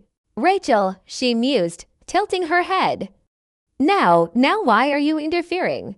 Rachel's voice was steady, unshaken. "You've had your fun, Cecilia. That's enough." Cecilia laughed softly, stepping forward, the jungle's dim lighting flickering across the edges of her crimson hair. "Oh, come now," she said, tapping a finger against her temple. "You think I was actually going to hurt him?" Rachel didn't answer immediately. Her eyes flicked to me, scanning me for injuries of brief, practiced assessment. Then she exhaled, her expression firm. "You're done here," she said. "If you want to fight, fight me." Cecilia's eyes widened just a fraction, her smirk stretching into something bordering on delighted surprise. "Oh," she laughed, stepping fully into view. "And here I thought you were the responsible one." Rachel raised a hand. The air shifted instantly. Golden light erupted from her back, unfurling like fire-given form, like the dawn breaking through an endless night. Wings! Rachel's gift to Saintess. They weren't feathered, nor were they entirely solid. They were pure mana, golden and radiant, flickering with power so absolute that even Cecilia hesitated for a heartbeat. Rachel took a step forward. "You want to test me, Cecilia?" she said, her voice quiet but unshakable. "Go ahead. Let's see how well you fare against me." Cecilia's grin turned sharp. "Oh, darling, I thought you'd never ask." Then, without another word, she attacked. I barely had time to dodge back, putting distance between them as the battlefield ignited with light and chaos. Cecilia moved first, her fingers flicking upward, summoning 3-layered spell formations in a fraction of a second, mana twisting and distorting unnaturally as they merged. Rachel didn't wait. She charged forward, golden wings propelling her with impossible speed. A lance of condensed light forming in her palm as she broke through the first layer of magic before it could even fully manifest. Their impact was instantaneous, explosive, the sheer clash of their abilities sending shockwaves rippling through the jungle, tearing up earth, shattering nearby trees. I had no place in this fight. Not yet. I clenched my fists, watching them exchange blows faster than my eyes could fully track, light and distortion colliding like two opposing forces of reality itself. They were so far above me. Rachel and Cecilia weren't just fighting with mana. They were fighting with power born from their very existence, from the gifts that made them anomalies, forces beyond the normal rules of this world. I had been pushing myself harder than ever before, and I was still nothing compared to this. I gritted my teeth, forcing myself to memorize every movement, every attack, every reaction. I wouldn't stay beneath them forever. I couldn't. Cecilia's mana twisted, warping space around her as her witchcraft flared in full force. The air cracked and hummed, heavy with distortion, like the fabric of reality itself was being rewritten to her whims. Rachel, bathed in golden light, didn't falter. Her Saintess gift pulsed with pure, unwavering mana, the energy condensed into the radiant wings at her back, making her presence feel less human and more celestial. Then they moved. I barely saw it. One moment, they stood facing each other, the next, they were gone, and the entire jungle erupted. A shockwave blasted through the clearing as Cecilia's layered magic formations activated at once, spears of crackling mana launching in every direction, warping, distorting, twisting through the air like they had their own sentience. Rachel shot forward, her wings igniting in a burst of light, dodging the projectiles by the barest of margins. She moved with the kind of calculated precision that only someone with her level of control could achieve, her golden lance forming in her grip just before she closed the distance. Her strike came fast, clean. Cecilia's eyes flickered in delight as she vanished mid-step, reappearing just out of range like a mirage dissolving in water. "Close," she said, voice a purr of amusement, but not quite. Rachel adjusted immediately, twisting her body mid-motion, her wings beating once, sending a blast of mana outward. Cecilia was already countering, layers of wind and fire merging into a spell that shouldn't have worked. But because she willed it into existence, it did. Rachel met it with a wall of golden light, intercepting the attack before it could fully manifest. The collision was deafening. Energy rippled outward, tearing apart the ground beneath them, sending shockwaves deep into the jungle. The sheer force of their magic clashing made the air hum and vibrate, the pressure of their mana signatures thick enough to drown in. And yet they were still testing each other. Neither of them had gone all out yet. Rachel moved again, her golden aura intensifying, light radiating from her like a star preparing to explode. Her wings shifted, then folded inward. A second later, she shot forward like a spear, faster than before, her lance raised high. Cecilia smirked. She flicked her fingers, and space warped around her. Rachel's lance struck, but it never connected.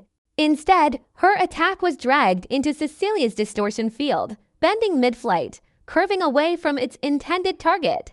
Rachel's eyes widened just slightly as her own attack missed its mark, and in that instant, Cecilia countered a sphere of raw condensed mana forming at her fingertips, aimed point-blank at Rachel's ribs.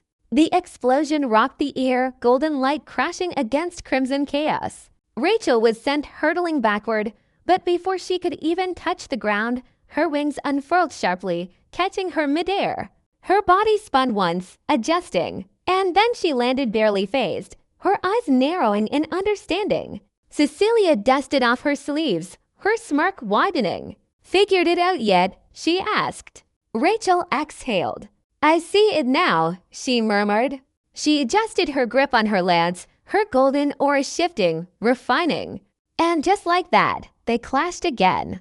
This time, Rachel adjusted mid-strike, countering the warping effect before it could fully manifest, her blade of light cutting through Cecilia's spellwork before it could take proper shape.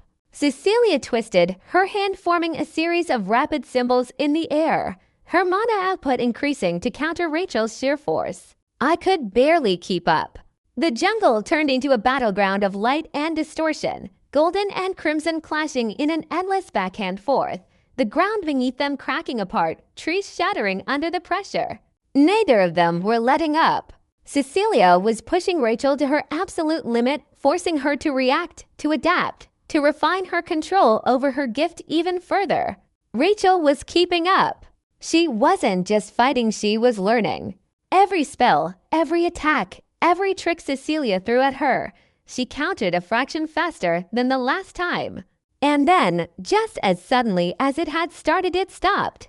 Both of them halted mid-motion, their breathing heavy, their auras still burning but flickering slightly at the edges. Rachel held her lance steady, its golden light dimming slightly. Cecilia twirled a strand of red gold hair between her fingers, her smirk still in place, but something a little more thoughtful lurking behind her eyes. They both knew it. Neither of them had one. Rachel straightened, rolling her shoulders, her golden wings folding slightly as the radiance around them softened. Cecilia sighed dramatically, shaking out her arms like she had just finished a mildly exhausting spar instead of a battle that had just turned half the jungle into scorched wasteland. "Well," she said, stretching lazily, "that was fun." Rachel didn't respond immediately, just giving her a long, calculating look. Then, finally, she exhaled. "Next time," she said, "I'll win." Cecilia grinned. "Looking forward to it, Ray." Rachel twitched. "I took that as my cue to leave before they destroyed everything all over again." Chapter 30, Island Survival 7. Seriously, those two were complete monsters. Instead of relying on aura reinforcement like normal people, they were abusing their gifts, applying the circle method directly to their bodies, amplifying their speed, strength, and reaction time in ways that shouldn't have been possible. And Lucifer was still stronger than both of them. That was the terrifying part. I needed to reach a level far beyond this. Not just high, very, very high. Because gifts made or broke everything. A normal person could train their entire life, refine their mana, perfect their techniques, and still lose horribly to someone born with an unfair advantage. Cecilia's witchcraft rewrote the rules of magic, twisting spells into something that barely followed conventional logic. Rachel's Saintess gift turned her into a force of nature, her power not just overwhelming, but absolute. And Lucifer, well, Lucifer was Lucifer. The only way I stood a chance was with the beast will. Without it, catching up to them surviving in this world that all would have remained a pipe dream. Rachel and Cecilia finally landed in front of me, death settling in their wake, the aftermath of their battle still crackling in the air. Rachel folded her arms, eyes sharp. Well then, don't trouble Arthur, Cecilia. Cecilia, as expected, was completely unrepentant. I was just having some fun, she patted, stretching lazily. Not my fault, I noticed he got stronger. I stared at her, my grip tightening on my sword. She was having fun. That wasn't even wrong. From the ease with which she had caught my god flash, there had never been a scenario where I actually won that fight. And that was the most frustrating part. She had caught an attack that worked on a 5-star beast. With one hand. With 0 injuries. At this point, wasn't this just cheating? Honestly though, that attack was impressive, Arthur, Cecilia said, flashing a lazy, satisfied smile. It was insanely fast. But spells have trajectories, and those are so easy to calculate. She tapped a finger against her temple, which is why I reacted in time. She made it sound effortless, which was the worst part. How many points do you have? I asked, partly out of curiosity, partly because I already knew I was behind. 14,680, Cecilia chimed, drawing out the numbers like they were just an afterthought. 14,675. Rachel's voice was steady, her eyes flicking towards Cecilia, already expecting the inevitable smugness. And there it was. Cecilia grinned wider, tilting her head in mock pity. "Pa, you're losing to me." Rachel narrowed her eyes, the air between them shifting subtly. I sighed internally. Of course they were competing. "I have 13,730, I said, watching their reactions. Rachel's head turned toward me, her expression shifting to something that looked almost like approval. "Wow, that's impressive. You killed a 5-star beast." "Yeah." Cecilia had said nothing yet. Which was worse? I turned slightly and met her gaze, only to find her already staring. Still smiling, still perfectly composed. Her crimson eyes gleamed, something cold and unreadable lurking beneath the surface. The ground rumbled beneath us, a low, guttural tremor that sent vibrations crawling up my legs. Then, from the heart of the jungle, a tree rose. Not just any tree, a massive, ancient thing, its bark dark as obsidian, its twisted roots dragging up the earth as if it had clawed its way from the underworld itself. I stared, barely processing what I was seeing. A tree. But then the pressure hit. It wasn't just a tree. It was alive. And it was angry. "God damn it," Cecilia muttered, rolling her shoulders. "I don't have enough strength for this." Her crimson eyes narrowed, her voice edged with frustration as she glared at the towering monstrosity. Rachel, beside me, was calm, twirling a lock of golden hair between her fingers, assessing the situation like she was solving a math problem rather than facing down something that could flatten a fortress. Elder Darktreat. She let the word settle, as if naming it made it any less terrifying. 6-star beast. I swallowed. 6-star. The 5-star beast I killed had nearly pushed me past my limits. This thing was an entire rank higher. "It just evolved," Rachel added, still analyzing, still impossibly composed. "An Elder Treant starts as a 5-star, but if it devours enough dark mana beasts, it mutates into an Elder Darktreat. Looks like that just happened." Cecilia clicked her tongue. Nerd. "You're welcome." I tore my gaze from the monster long enough to look at them. "So, we can win, right?" Rachel finally stopped playing with her hair and nodded. "Of course." Cecilia stretched her arms over her head with a lazy yawn, but there was tension in her stance, a rare flicker of seriousness in her gaze. Yeah, she agreed, but we'll need your help. I didn't get the chance to respond before Rachel stepped closer, placing a hand between my shoulder blades. Then she whispered, "Wings of seraphim." Something ripped through me. A golden wing unfurled from my right side, its mana burning hot and divine, flooding my body with a surge of raw power that sent sparks along my skin. My exhaustion vanished in an instant, replaced by something sharper, stronger, faster. I inhaled sharply, barely able to comprehend the sheer overwhelming force now running through my veins. "My body's already tired," Rachel murmured, stepping back, her breath just the slightest bit uneven. "So I gave it to you instead. I'll support you, but you need to land the finishing blow." I flexed my fingers, feeling the mana thrumming beneath my skin, the light warping slightly around my right side. Cecilia sighed dramatically. "My power can't be shared like that," she said with mock disappointment, then grinned, eyes glinting. "But now go." I nodded and moved. And then I nearly lost my footing. The ground blurred beneath me, the jungle whipping past at a speed that should not have been possible. My body surged forward faster than I had ever moved before, each step covering impossible distances in a blink. What the? Rachel moved like this all the time with her gift. It was ridiculous, a level of speed that felt less like running and more like being launched by sheer force alone. The air burned against my skin, my balance barely keeping up with the sheer momentum propelling me forward. Then the ground shook, the elder dark tree reacting, its massive roots tearing free from the earth, twisting toward me with unnatural speed. I moved to counter, sword half raised. But before I could even swing, a wave of crimson fire erupted ahead of me, consuming the incoming attack in a burst of violent heat. "Cecilia!" I caught sight of her out of the corner of my eye, standing far too casually amidst the chaos, flames still dancing at her fingertips. She smirked, her crimson eyes gleaming with unrestrained amusement. "Finishing blow," she called, winking as if this was all just another game.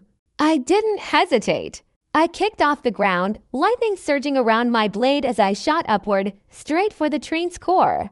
Chapter 31, Island Survival 8. Cecilia stood motionless, arms still folded across her chest, flames flickering faintly at her fingertips, as she watched Arthur move. Cecilia's eyes never left Arthur's figure. The faint glow from her conjured flames reflected off her irises, lending her gaze a predatory sharpness that belied her otherwise calm demeanor. He wasn't running. He wasn't dodging. He was going straight for the kill.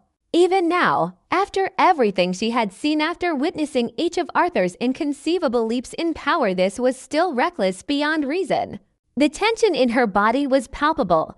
She could feel every muscle coil, prepared to spring into action if the situation spiraled beyond Arthur's control. She hated acknowledging the instinct to help him. She was not the type to rush to someone's aid, especially someone who insisted on throwing themselves into mortal peril. But the simple truth remained that she might intervene if things went catastrophically wrong. She had done her part, burning away the tree's roots, clearing a path for him.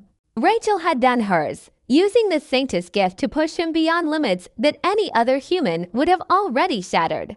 It was a concerted effort. Cecilia, with her ruthless efficiency and devastating fire spells, had weakened the tree's defenses, while Rachel had used her divine-like power to augment Arthur's capabilities. But even with that, it shouldn't have been enough. Arthur will fail. Cecilia knew it wasn't simple arrogance or condescension that made her think this way.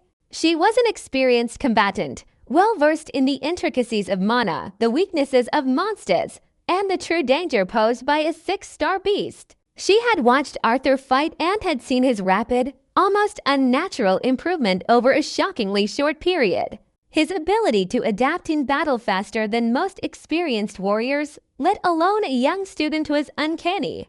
He had clawed his way up to a level that should have been far beyond him, even with his considerable natural talent. Yet this foe was not a trivial monster. This was a 6-star beast, an elder dark Trintan entity notorious for its defensive might, regenerative capabilities, and ancient malice. This wasn't just some standard mana-infused predator lurking in the depths of the jungle. It wasn't some overgrown bear with elemental claws or a mutated wildcat. The tree's sheer size was enough to make a seasoned warrior think twice. Towering spires of twisting, gnarled wood formed its trunk and limbs, and its bark glistened with a dark sheen that pulsed like a heartbeat, evidence of the potent mana coursing through its entire being. But more importantly, it was caught in the midst of an evolution, the final stage of its metamorphosis, where its mana was shifting, rearranging, and reforging its essence into something far beyond what it had been before.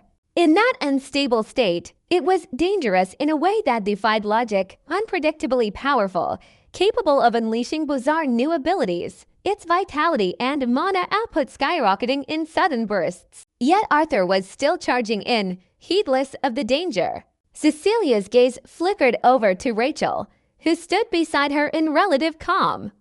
There was no fear in the saintess's posture. Instead, there was a kind of quiet expectancy that annoyed Cecilia more than she liked to admit.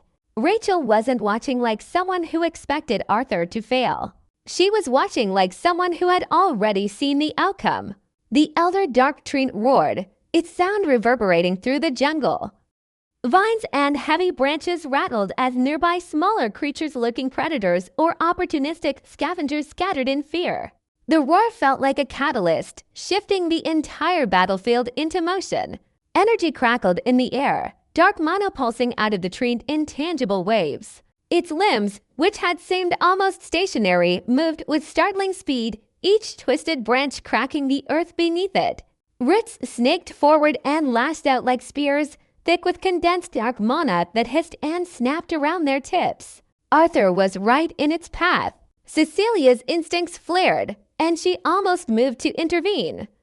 She felt the flicker of crimson in her veins, mana swirling around her fingertips in readiness, and Arthur was just going forward. This was the moment. This was the test. Any rational mind would tell him to pull back. That was the logical choice. A wise warrior knew when to yield, to maneuver, to wait for the perfect opening. Charging headlong into a hail of dark mana-laced roots was tantamount to suicide.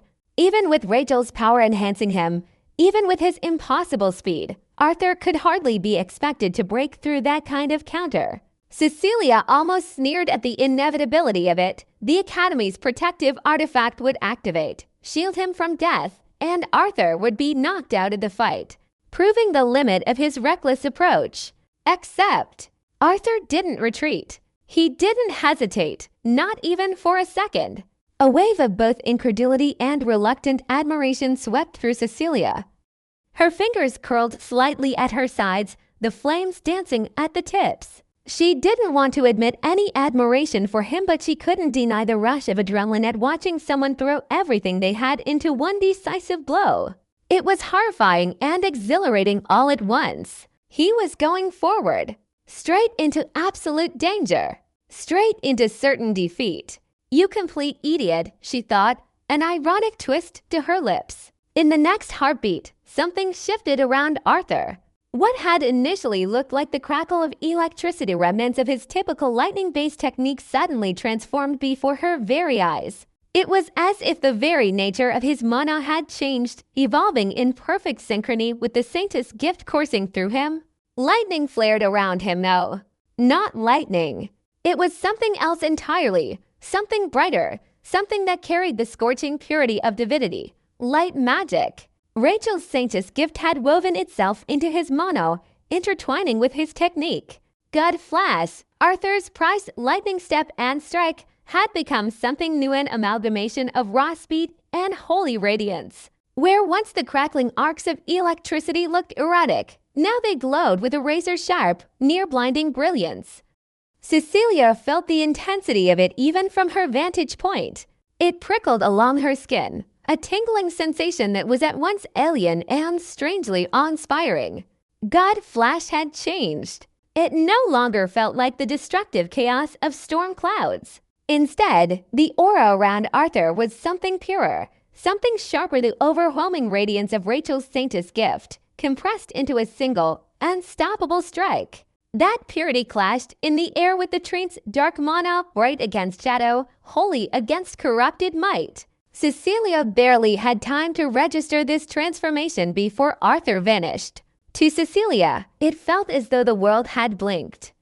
The air warped, and the cry of the elder dark Trinit seemed to cut out halfway through. For a split second, there was only silence, as if reality itself had paused to witness the strike. Then, Arthur cut through the Trinit's core in one flawless motion. A blazing line of white gold light traced his path, leaving a flickering afterimage seared into Cecilia's retinas. The elder dark Trinit stood tall for a moment, almost comically still, like a towering statue carved from night black wood. Its entire form shuddered, the bark and twisted limbs locking mid-motion, as though it had been severed from the concept of movement itself. For a beat, nothing happened. The thick, cloying darkness around its aura still pulsed, as if refusing to believe what had just transpired. Then another beat passed. Then, slowly, the elder dark Trinit began to fall. Its limbs once unstoppable in their brutality slumped and buckled, the enormous trunk collapsing into a cascade of splintered wood. Pieces of dark, corrupted bark crashed onto the jungle floor, sending tremors through the clearing. A sharp tang of burned wood permeated the air, and the remnants of its dark mana bled into nothingness, dispersing like wisps of black fog swept away by morning sunlight. The ground shook one last time under the dead Trinit's tremendous weight before settling, leaving an echoing stillness in the aftermath. Some distant animals howled in fear, and the acrid smell of death and charred wood mingled with the damp earth and lingering smoke. Arthur landed heavily, just a short distance from the creature's remains, the final embers of the radiant technique dissipating from his body. Cecilia exhaled, the sound of her own pulse pounding in her ears.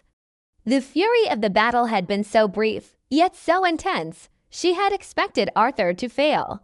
Over and over, she had run through the logic in her mind the insurmountable gap in power, the chaotic nature of the evolving beast, the limitations of a young mage untested against truly apex-level threats. But he had shattered every expectation, just as he had done before. Rachel, standing beside her, let out a soft breath. It was a tiny exhalation, barely audible, but the satisfaction in her expression was clear as she smiled slightly. There was no triumphant cheer or ostentatious celebration from her, just that gentle, knowing smile. Cecilia sighed, her earlier annoyance curdling into a mixture of grudging respect and continued irritation. She hated being wrong, and, more than that, she hated how right Rachel had been about Arthur's potential. Arthur wasn't normal. Rachel turned toward Cecilia, her gaze measuring and intent, as though she wanted to see every subtle shift in Cecilia's expression. "You weren't expecting that, right, Cecilia?" she asked. Her voice carried a soft undertone of amusement, but also genuine curiosity, as if she truly wanted to hear how Cecilia would explain the phenomenon they had both just witnessed. Cecilia didn't respond. She let her silence convey her complicated emotions, a swirl of disbelief, frustration, and a reluctant sense of Arthur's ability to transcend his own boundaries time and again. In the clearing, Arthur, too exhausted to even stand upright, took a shaky step toward them. His entire body seemed to quake from the strain he had just endured. His hair clung to his damp forehead, and sweat streamed down his face, mixing with a few streaks of dark sap from the Trinit's remains. He lifted his head, opening his mouth to speak. He managed to croak, voice barely above a whisper. Then his eyes rolled back, and he collapsed. Cecilia clicked her tongue, the flames at her fingertips flaring for a brief instant as she caught him effortlessly. A surge of crimson mana enveloped Arthur's body before he could hit the ground, forming a web of magical force that gently cradled him. With minimal effort, she guided him to a safe resting position, her control over her mana refined to near perfection.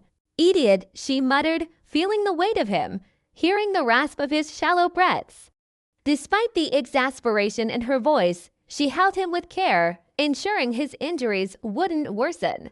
Her crimson mana glowed warmly in the dark clearing, the luminescence contrasting starkly with the lingering, inky blackness that still emanated from the Trinit's corpse. She looked at Rachel, who stood quietly to the side, an air of serene calm surrounding her even amidst the battlefield's devastation. Cecilia's scowl deepened as she noticed the faint, knowing smile still gracing Rachel's lips. "I hate idiots like him the most," she said flatly, exhaling a breath she hadn't realized she'd been holding. There was truth in her statement. She despised reckless individuals who threw themselves at insurmountable odds without a shred of caution. But deep within, she also recognized that sometimes it was only that sort of person who could reach heights that others would never even dream of. Rachel didn't say anything in response. She only watched, her eyes warm yet focused, as if seeing something in Arthur that went beyond mere potential. Cecilia glanced down at Arthur's unconscious face, her expression now unreadable. An observer might see the faintest flicker of concern in her eyes, quickly replaced by her usual cool indifference. "At this point, he isn't even interesting anymore," she said quietly. Her voice was measured, but there was a hint of bitterness in it. "He's just an idiot who doesn't know his limits, or the absolute limits of his talent." Rachel stayed silent, her soft gaze flicking from Arthur to Cecilia. "He charged all the way up that thing without a care in the world," Cecilia sighed, shifting his weight slightly in Hermina's grasp. "He's a complete idiot." Rachel's lips curved into a small smile. There was relief in her posture, though she didn't crow about it or gloat. The Saintess gift might have amplified Arthur's abilities, but it was Arthur himself who chose to stake everything on that final, deadly charge. "Yeah," Rachel murmured softly, her eyes glowing with an affectionate pride that was impossible to hide. "He is." As she spoke, a faint breeze rustled through the clearing, carrying the scent of scorched earth and damp greenery. The jungle around them began to calm, the wildlife slowly returning to a semblance of normalcy now that the devastating presence of the elder dark tree had been subdued. Broken branches littered the ground, and the remains of the tree were already starting to crumble in on themselves, the last vestiges of its corrupted power vanishing into the night. And so, the island survival completed early for the Mythos Academy students. Chapter 32. Island Survival 9. I woke up in the medical wing of Mythos Academy. Or rather, calling it a medical wing was an understatement. This place was closer to a fully equipped, state-of-the-art hospital, complete with the latest in mono-assisted healing, advanced technology, and judging by the sterile scent in the air, enough potions to make an alchemist weep. My head felt oddly light, my limbs heavier than usual, but the telltale absence of pain told me that whatever they had done to me had worked.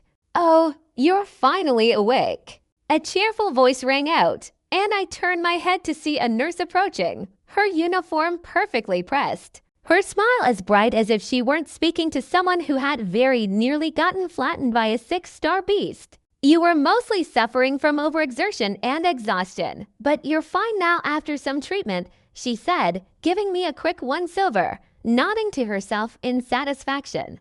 "Yeah, I feel better now," I muttered, stretching my fingers experimentally before grabbing my phone from the bedside table. The screen lit up, and the time blinked at me, mocking me with how much of my life I had just lost to unconsciousness. Then, just as I was about to check my messages, the nurse said something that made my brain stop completely. "By the way, congratulations on coming first." I blinked. "First?" I repeated slowly, looking at her like she had just grown a second head. "Me." She laughed. "Of course, you. Who else?" I pointed at myself, still half convinced she was talking about some other Arthur Nightingale who had miraculously replaced me while I was unconscious. "You got 113,730 points, she said brightly, as if that number was anything other than completely absurd. I stared.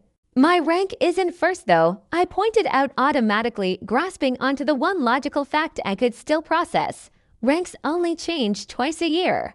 "That's true," she admitted, "but still, you came first in points." "That's an achievement on its own, isn't it?"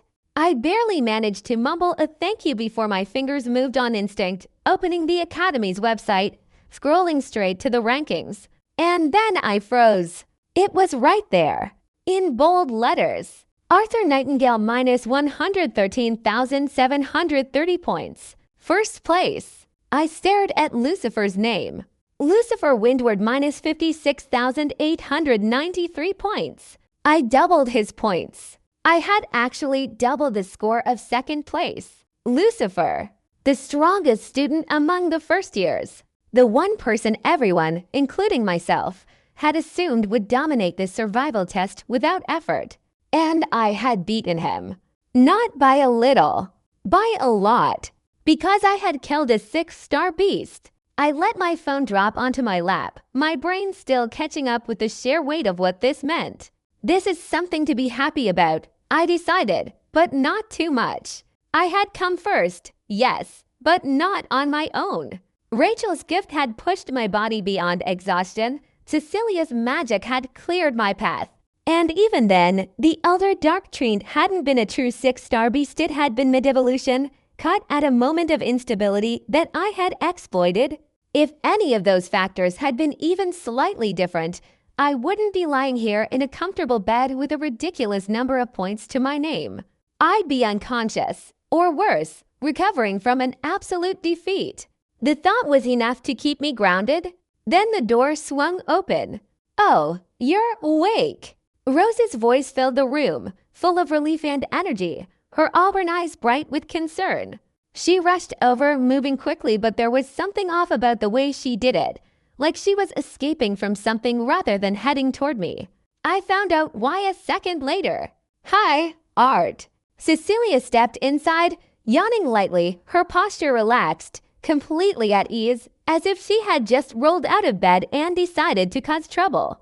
Unlike Rose, who still carried the worried energy of someone checking on a hospitalized friend, Cecilia looked like she was here to personally deliver bad decisions. Both of them were in casual clothes. It was the weekend, after all. Rose wore a simple t-shirt and skirt, something comfortable, something practical. Cecilia, on the other hand, was in a crop top and a skirt, looking effortlessly lazy, effortlessly elegant. Her golden red hair slightly tousled like she had just woken up from a nap and couldn't be bothered to fix it. The contrast was almost comical. "You did well," she said, an amused smile curving her lips, her crimson eyes gleaming with something undeniably pleased. "You actually managed to win." She leaned against the doorframe, tilting her head slightly. "I didn't think you could." "What do you mean?" I asked, voice level, but my grip on the sheets tightened. Cecilia sighed, tilting her head, mocking patience dripping from her every movement. "You're an idiot, Art." I waited. That much was obvious. Say something new. She smirked. "You charged at that thing without a care in the world. No hesitation, no caution, no sense of self-preservation. Honestly, be happy you had the protective artifact. Otherwise, you wouldn't have even had the guts, right?" I met her gaze, feeling something hot coil inside me, something sharp, something hungry. "I don't care." Cecilia blinked, just once, a flicker of surprise before she masked it beneath that infuriating smirk. "You don't care." She echoed, amusement laced in her voice, but there was something new underneath, something uncertain. I leaned forward, the sheets rustling under me. My body still ached, my mana reserves were running on fumes, and yet I had never felt more certain of anything in my life. "I don't care about the artifact," I said, voice steady, absolute. "I don't care about safety nets or what would have happened if I didn't have one." I met her gaze head-on, unflinching. I would have done it anyway. Cecilia's amusement flickered. "You say that, but..." "I say that because it's true." The room felt smaller, the air pressing in, thick with something unspoken. "I don't care about dying," I continued, and I meant it, truly, deeply meant it. "I care about getting stronger. That's all." Rose shifted beside me, uncomfortable, but I barely noticed.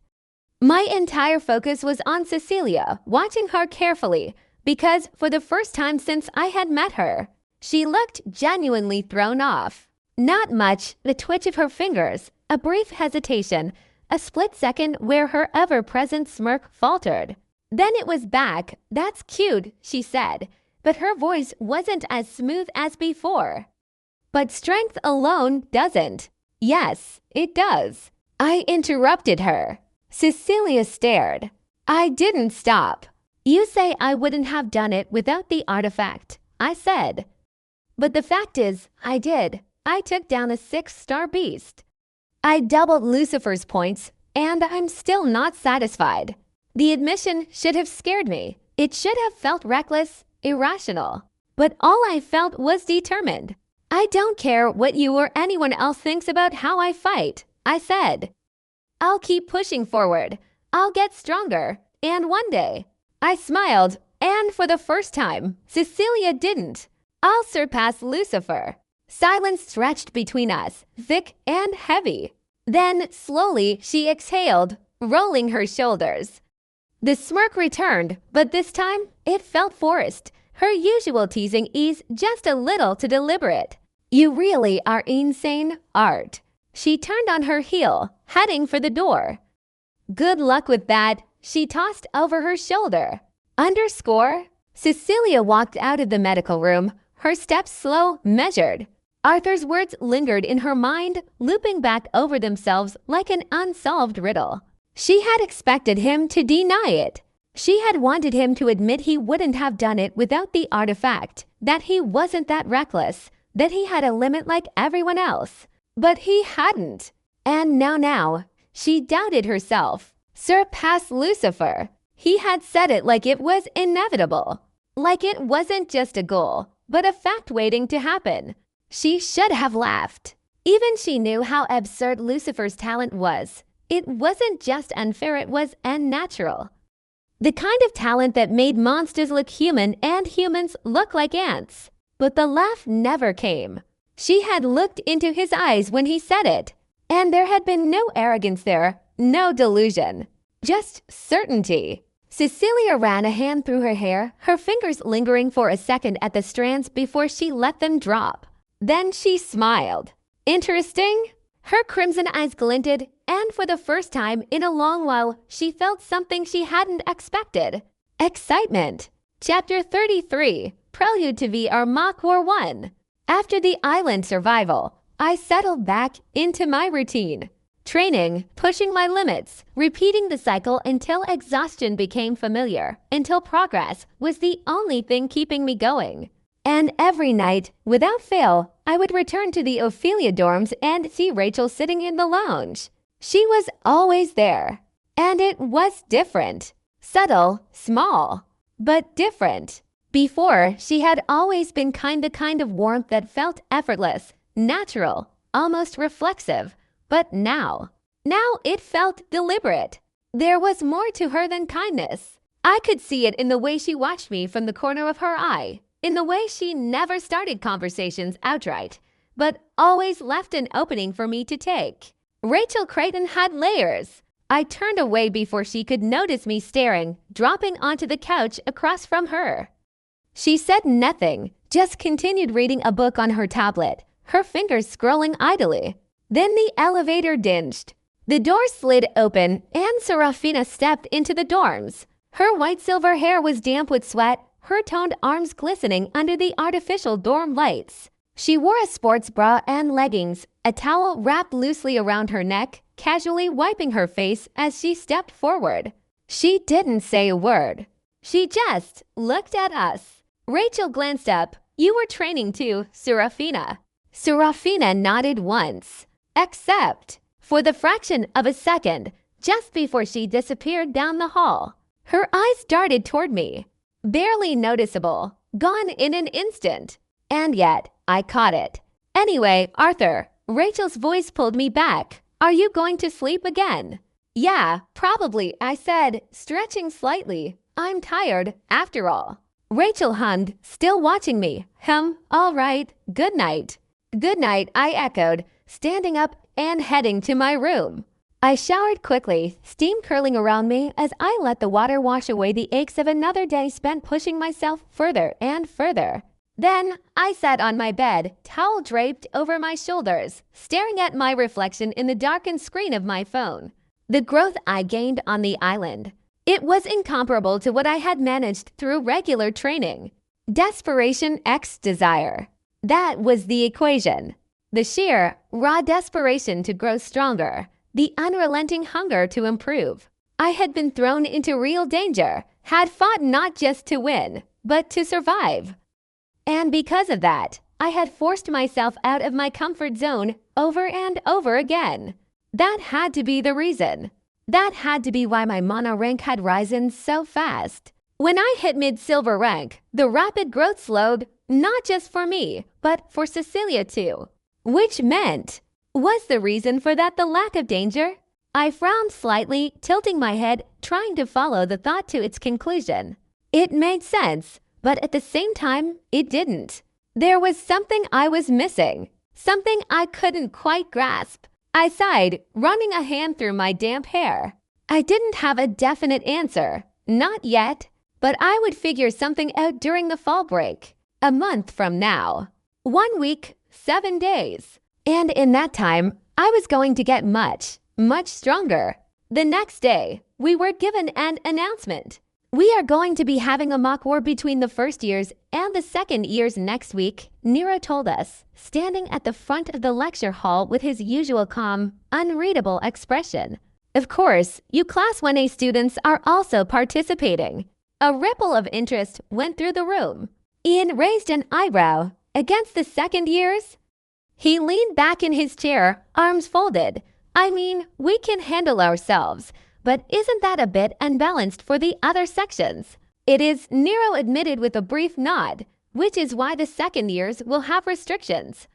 First, they will have a higher realistic setting in the VR battlefield.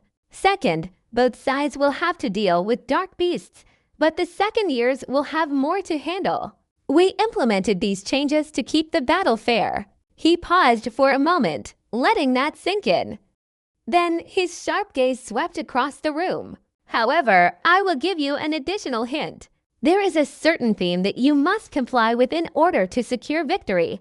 His lips curled slightly, something close to amusement flickering in his expression. This will be a battle of tactics. The interior VR battle is here. I had known this was coming. It was one of the major early events in the novel, a tactical battle meant to force students to think beyond raw strength. Because if this were a simple head-to-head battle, the first years would win, not the second years. And the reason was simple. We had Lucifer Windward, an anomaly, a monster, a force of nature that defied all logic. It didn't matter that the second years were stronger on average. It didn't matter that they had a year of extra experience, extra training, extra refinement. Lucifer alone tipped the scales. And that was exactly what happened in the novel. The first years failed horribly from a strategic standpoint. Lucifer and Ren's rivalry split the leadership, preventing any unified command. The second years were far more organized, their chain of command clear and structured. They wiped the floor with us in terms of coordination, pushing the first years into a losing position. And then Lucifer went all out and single-handedly took out a quarter of them. It was the kind of overwhelming force that made battles meaningless. But this event wasn't just important because of Lucifer's rampage. For me, it was important for another reason. Kali Maltith, the ace of the second years. One of the few people close to Lucifer's full power right now. A white ranker. And in the future, the zombie princess. She wasn't just strong, she was dangerous. A key figure, a threat, a potential ally. I needed her on my side, even if I had to use a little coercion to make it happen. Chapter 34, Prelude to VR Mock War 2. There were 7 superpowers in the world, their influence sprawling across the 5 continents like titanic beasts, each one holding dominion over their respective territories. The Slademark Empire stood at the heart of the central continent, the undisputed rulers of the most powerful human nation. The Ashbliff family reigned over the western continent, commanding the dead with their mastery of necromancy. The Cratons and the Windwards dominated the northern continent, one through sheer spellcasting prowess, the other through unrivaled martial might. The Vizirians ruled the southern continent, their draconic heritage placing them a step above the rest, though diluted blood kept them from reaching their true potential. And in the east, 2 great powers held sway, the Mount Eichu sect, standing as the pinnacle of martial swordsmanship, and the Kagu family, heirs to the first hero's bloodline. Becoming a superpower wasn't a matter of politics alone. Strength was everything. Each of these forces had earned their place through sheer might. If they were a martial family, they wielded a grade 6 art, techniques so powerful that they bent reality itself to their users' will. If they were spellcasting dynasties, they possessed unrivaled magical bloodlines, their power woven into their very genetics. The Vizirians, in a rare stroke of luck or perhaps cruel irony, had both. Yet even with their formidable abilities, their diluted draconian blood kept them from rising beyond their station, forever caught between what they were and what they could have been. And then there was Class 1A of Mythos Academy.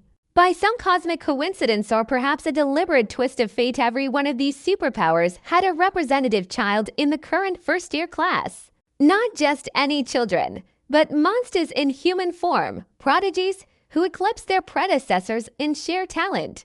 Each of them carried the potential to reach the realm of demigods, the heights of high radiant rank, where only legends like the first hero, Liam Kagu, had once stood.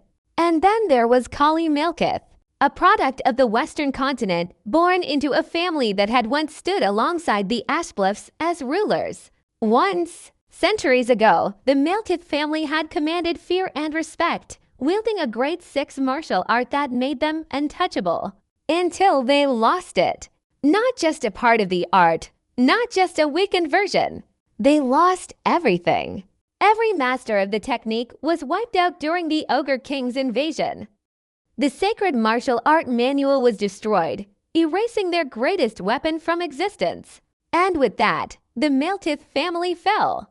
Strength was everything. And without it, they had nothing. That was the piece I was going to use. We should discuss the incoming VR mock war, Lucifer said, his voice calm but absolute. He had gathered all 8 of us Class 1A, the undisputed monsters of our year, in the lounge of the Ophelia dorm, the only place where we could talk without the weight of other students listening in. Whispering, scheming. Discuss, Ren scoffed, leaning back against the armrest of a sofa like he had better things to do. Do we really need to? Yes, Jin said, his voice quiet but firm. That alone made Ren pause. Jin rarely spoke. When he did, people listened.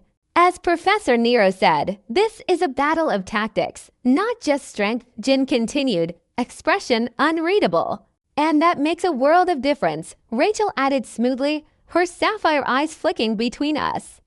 We need a leader, a team of advisors, and strategists, everything a real battle requires. Rachel's right, Lucifer agreed. His posture was relaxed, but his presence alone dictated the room. He was the kind of person who could say something as a suggestion, and it would become an order by default. I think I should be the commander, he said, as if it were obvious. His gaze swept over the room, gauging reactions, waiting for opposition. Ren's eyes gleamed, his lips curling slightly. There it was. The challenge, the instinct to resist authority, to demand a fight over something as simple as leadership. But then he didn't protest. Interesting? Should we not talk to the other students too? I asked, glancing at the rest of them. No, we don't need to worry. Cecilia waved a hand dismissively, her lazy smile completely unconcerned. With our status, how will they dare defy us? Right, that was also true. The 7 of them, together, had absolute control over the world to some extent. Their lineages, their power, their future authority, it was uncontested. No student in Mythos Academy would dare cross them. Except me, apparently. Serafina said nothing, simply watching with her usual blank expression, like an outsider studying the group rather than an active participant. Rachel leaned forward slightly, hands clasped together. I think we should turn all other 7 of us into unit leaders, she said. We're substantially stronger than the other first years, so it makes sense for us to each lead a team. Actually, I want to suggest something else, I said before anyone could agree. 7 sets of eyes turned toward me.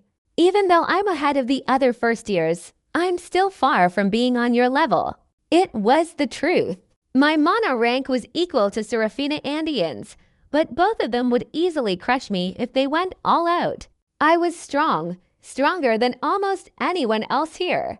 But I was still not one of them.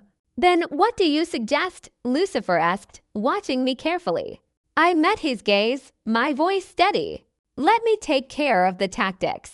Tactics, Lucifer murmured, rolling the word over his tongue like he was testing its weight. His gaze flicked toward me, assessing, calculating. Honestly, he admitted, I tend to get narrow-minded in battle. Too focused on the immediate fight, and I'll likely have to deal with Kali. The unspoken implication hung in the air. He would be occupied. Rachel tapped a finger against her arm, considering. I think it could work, she said, her tone measured. Arthur's smart. And since he's the weakest out of the 8 of us, he can focus on overseeing the battlefield rather than diving straight into the fight. She glanced at me, a faint smile on her lips. It makes sense, doesn't it? He can direct us while keeping an eye on the other students. And as for getting them to listen, she shrugged. We just order them. Cecilia nodded, resting her chin on her palm, studying me with mild amusement. Honestly, whichever unit Arthur's in would be at a real disadvantage compared to the rest of us. Let's not pretend we're equal here. Her gaze flicked to Lucifer, smirking slightly. Obviously, he's far ahead of us. But his main job is dealing with Kali first, right? Her crimson eyes slid back to me. Arthur's unit will be slower than the rest, weaker, even more than Seraphine's or Ian's. Trusting him may just be idiotic, Ren muttered, arms crossed. Do you really think he's learned tactics? He's a commoner. Lucifer's verdant eyes glinted, a warning. But he didn't immediately shut Ren down. For once, Ren had a point. It was a valid question. Could I actually lead a battlefield? Did I know tactics, truly know them, or was I just a desperate fighter who had scraped through survival by instinct alone? I didn't get a chance to answer. Just shut up and trust him. Ren, Cecilia sighed, as if this entire conversation was a personal inconvenience to her. Ren turned his glare on her, but she didn't even acknowledge it. I vouch for him, she said, flicking her crimson gaze to Lucifer. Is that enough? Lucifer studied her for a moment, then nodded. That was it. Cecilia tilted her head toward me, her expression unreadable for a fraction of a second, a moment where I actually thought she might have been genuinely helping me. Then she smiled. And in the next instant, her voice curled into my ears, Hermione carrying it in a whisper that no one else could hear. Now just don't fail. A shiver ran down my spine. Cecilia Slatemark never did anything without a reason. And somehow, that single whispered sentence felt heavier than the entire conversation before it. Chapter 35, Prelude to VR Mock War 3. So Cecilia just wants to see if I'll actually succeed or not. I sighed, the realization settling in like an expected but still unwelcome guest. She wasn't helping me. Not really. She was playing with me, setting me up like a chess piece, then stepping back just far enough to watch me fail. She wanted me to crumble as a strategist in the mock war, just so she could smirk and say she was right all along. Of course, because that was Cecilia Slatemark. A hypocrite wrapped in silk and born into power, the kind of person who despised the idea of talentless people trying to climb higher than their station. It wasn't just arrogance. It was something she believed in, down to her bones. She had spent years in the Tower of Magic, the place her father had shoved her into the moment she formed her mana core despite being a princess. And while she was there, she broke people, not physically, but by existing. By being so overwhelmingly, undeniably talented that she made young geniuses feel like ants crawling toward a sun they would never reach.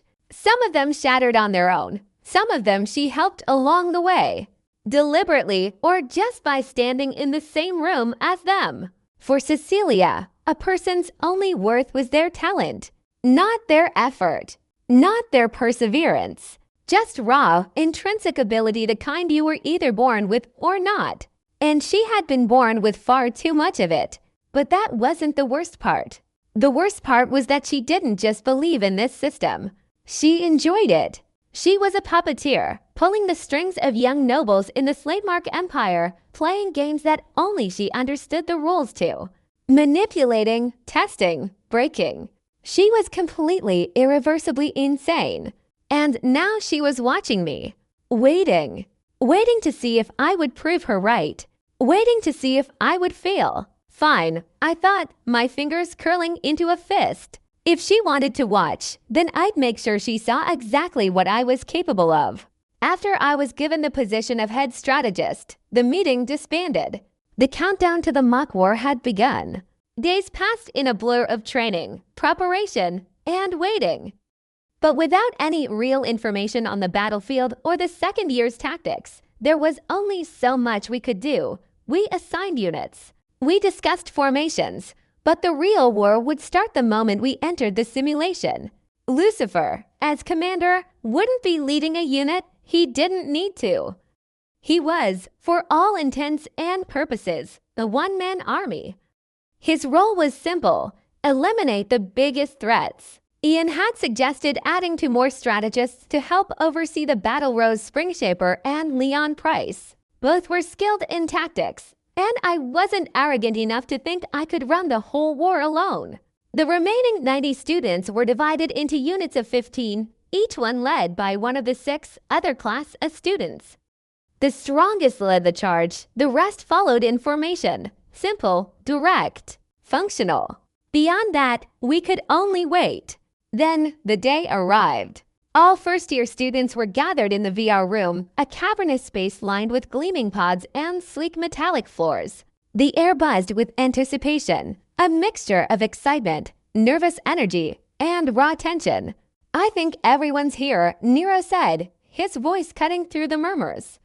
The professors flanking him stood with arms folded, watching us carefully. "Good," Nero continued. "Then let's review the rules. The battle ends when one side is completely defeated. Lucifer Windward is the commander for the first years. Kali Malkuth leads the second years. The mock war will take place in a virtual world designed to simulate a destroyed city battlefield. If you die in the simulation, you are eliminated from the event. You will feel real pain. Nerve stimulation is set to 50%, but don't worry," Nero said, smirking slightly. "You won't actually die. If we detect that your vitals are at risk, you will be forcefully ejected." A murmur rippled through the students. 50% pain. Enough to make the fight feel real, enough to hurt. "All right," Nero said, clapping his hands once. "Let's begin. When your name is called, come forward, collect your nanotech suit, and proceed to AVR pod." A professor stepped forward, tablet in hand, and began reading off names. One by one, students stepped forward, taking the small metal spheres handed to them. It didn't take long before my name was called. I approached the orange-haired professor, who barely glanced up as he handed me a small metallic orb no larger than a coin. "Place it on your chest before entering the pod," he instructed before calling the next name. I nodded, turning away, my grip tightening around the orb. The VR chamber stretched out before me, a massive room lined with pods, sleek, futuristic, their interiors glowing faintly. The design was clean, clinical, a war machine disguised as a learning tool. The VR pods looked almost alien, gleaming white with soft, red-cushioned interiors that would mold to fit the user's body. Each pod had a helmet resting inside, waiting to connect us to a world that wasn't real, but would feel like it was. I reached my assigned pod, exhaled, and pressed the metallic sphere to my chest. A sharp click echoed in my ears. Then movement. The orb dissolved instantly, its nanobots flowing over my body like liquid metal, wrapping around my limbs, my torso, my entire form in a second skin of black nanotech armor. The material felt weightless, a seamless extension of myself. "Listen carefully," Nero's voice carried through the speakers. "These suits will defend you, but they can also be used to create weapons in a pinch." I flexed my fingers, feeling the slight pulse of energy embedded in the suit.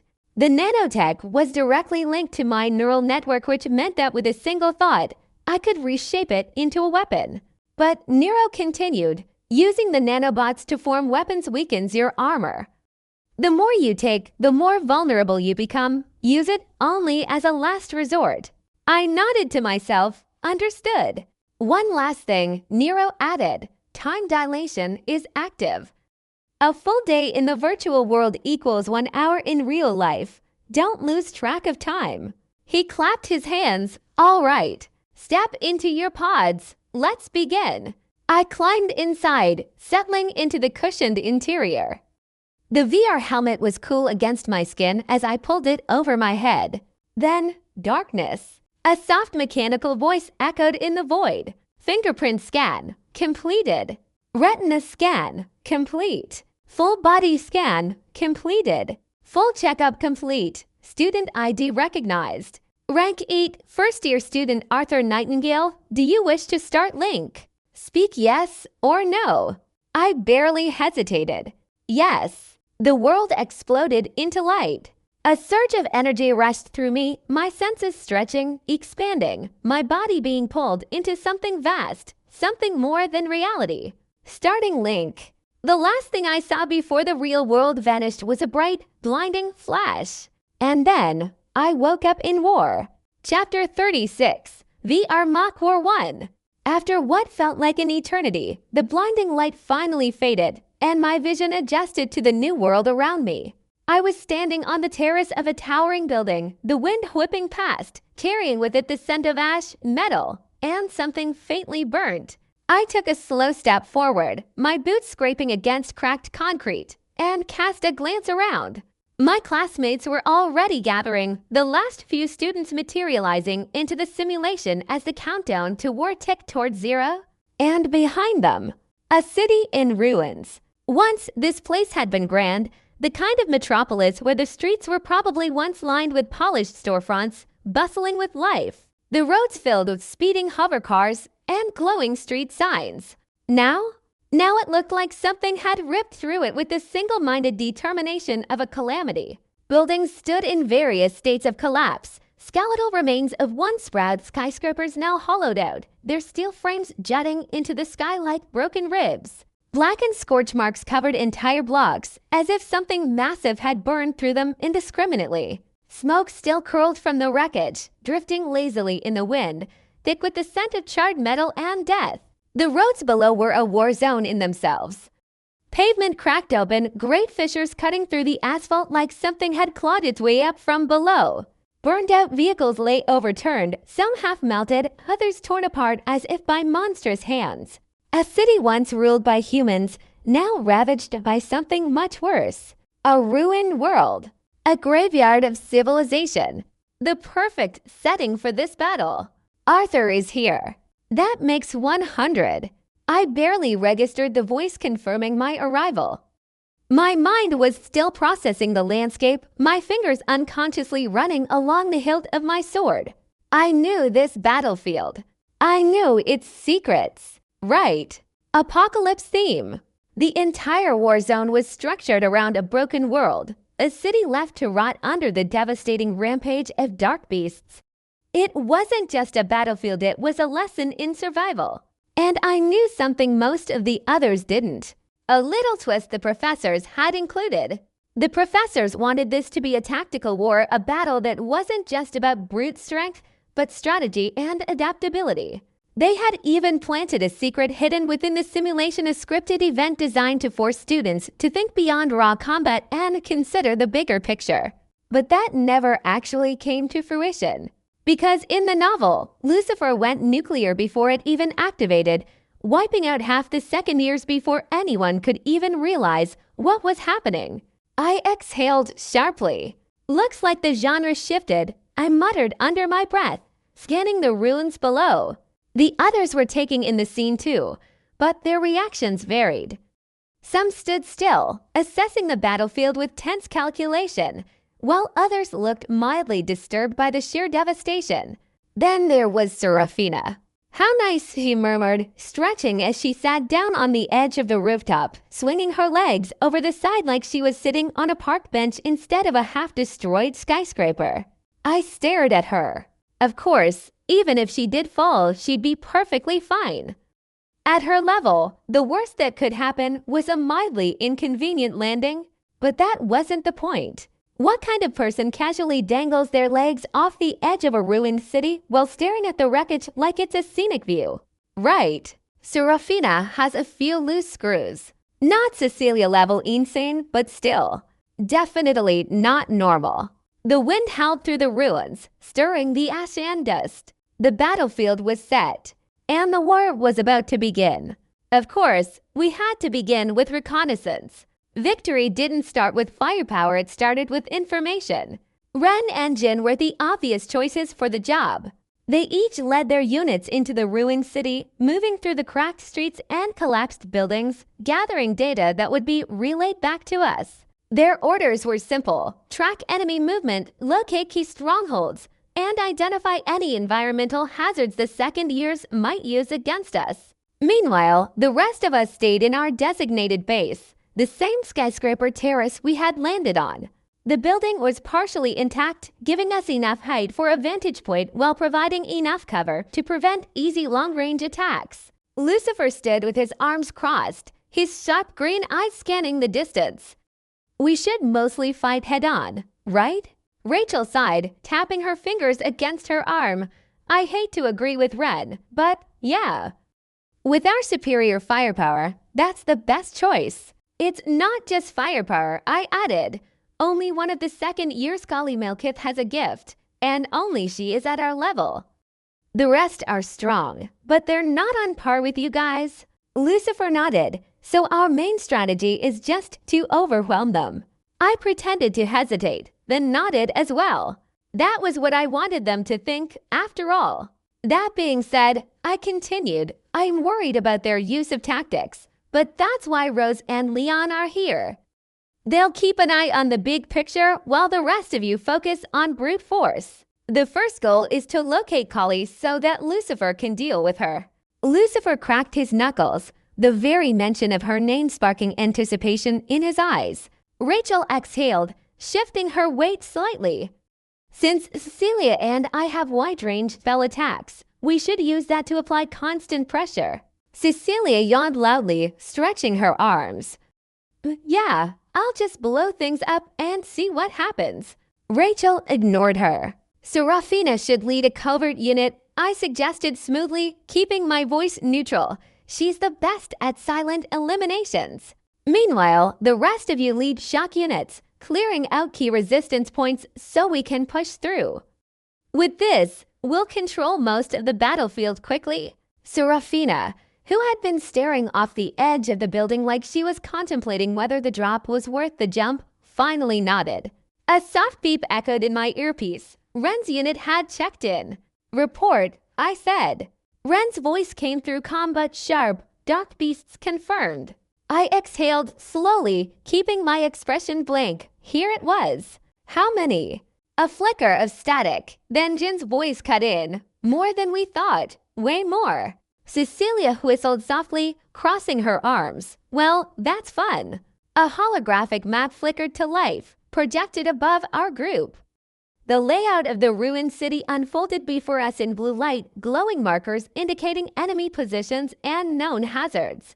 The second years had set up 3 main fortifications, a reinforced city square, an abandoned industrial zone, and a partially submerged metro station. But more concerning than their bases were the clusters of red mark zones scattered throughout the battlefield. Dark beasts, far more than a typical simulation, should have spawned. Rachel frowned, narrowing her eyes. I thought the second years were supposed to have more dark beasts than us. They do, I said, tilting my head as if thinking it over. In truth, I already knew the answer, and I wasn't going to tell them. Instead, I let them come to their own conclusions. Cecilia watched me carefully, but for once, she didn't say anything. She knew I was hiding something. She just didn't know what. Lucifer studied the map, rolling his shoulders. It doesn't change the plan. We take control of key zones, locate Kali, and then finish the rest. I nodded, masking my real thoughts behind an easy agreement. This wasn't just a battle. This was a stage. And every person on it first years, second years, even the dark beasts themselves. They were all just pieces moving exactly where I wanted them. Chapter 37, VR Mock War 2. We organized the squads quickly, the pieces falling into place exactly as I wanted them to. Cecilia led one prong, Ren another, Rachel's archers the third, and Ian the fourth. All of them aggressive, all of them blunt instruments, each unit designed to push forward with sheer force, making it look like we were relying entirely on raw strength. That was exactly what the second years expected. After all, Class 1A had a reputation loud, forceful, unstoppable. A steamroller of talent and power.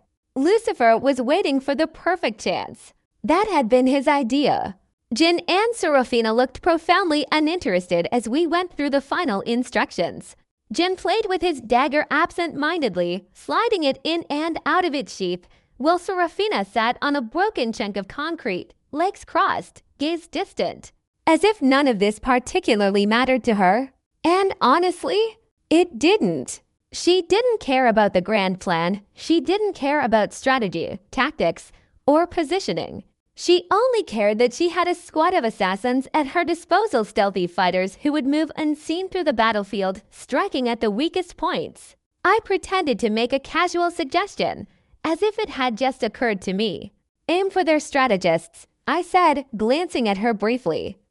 They're bound to have a few second years keeping things organized. Seraphine's gaze flicked toward me. She didn't nod, didn't acknowledge it. She just stood stretched and walked away, her small unit following in silence. That was the thing about Serafina. She didn't ask why. She didn't second guess. She just did the job. And that made her perfect for what I had in mind. The second years expected us to fight them head on. So we will. Rose and Leon stayed behind with a handful of support mages, their roles clear, coordinate, relay, keep the illusion of standard strategy alive.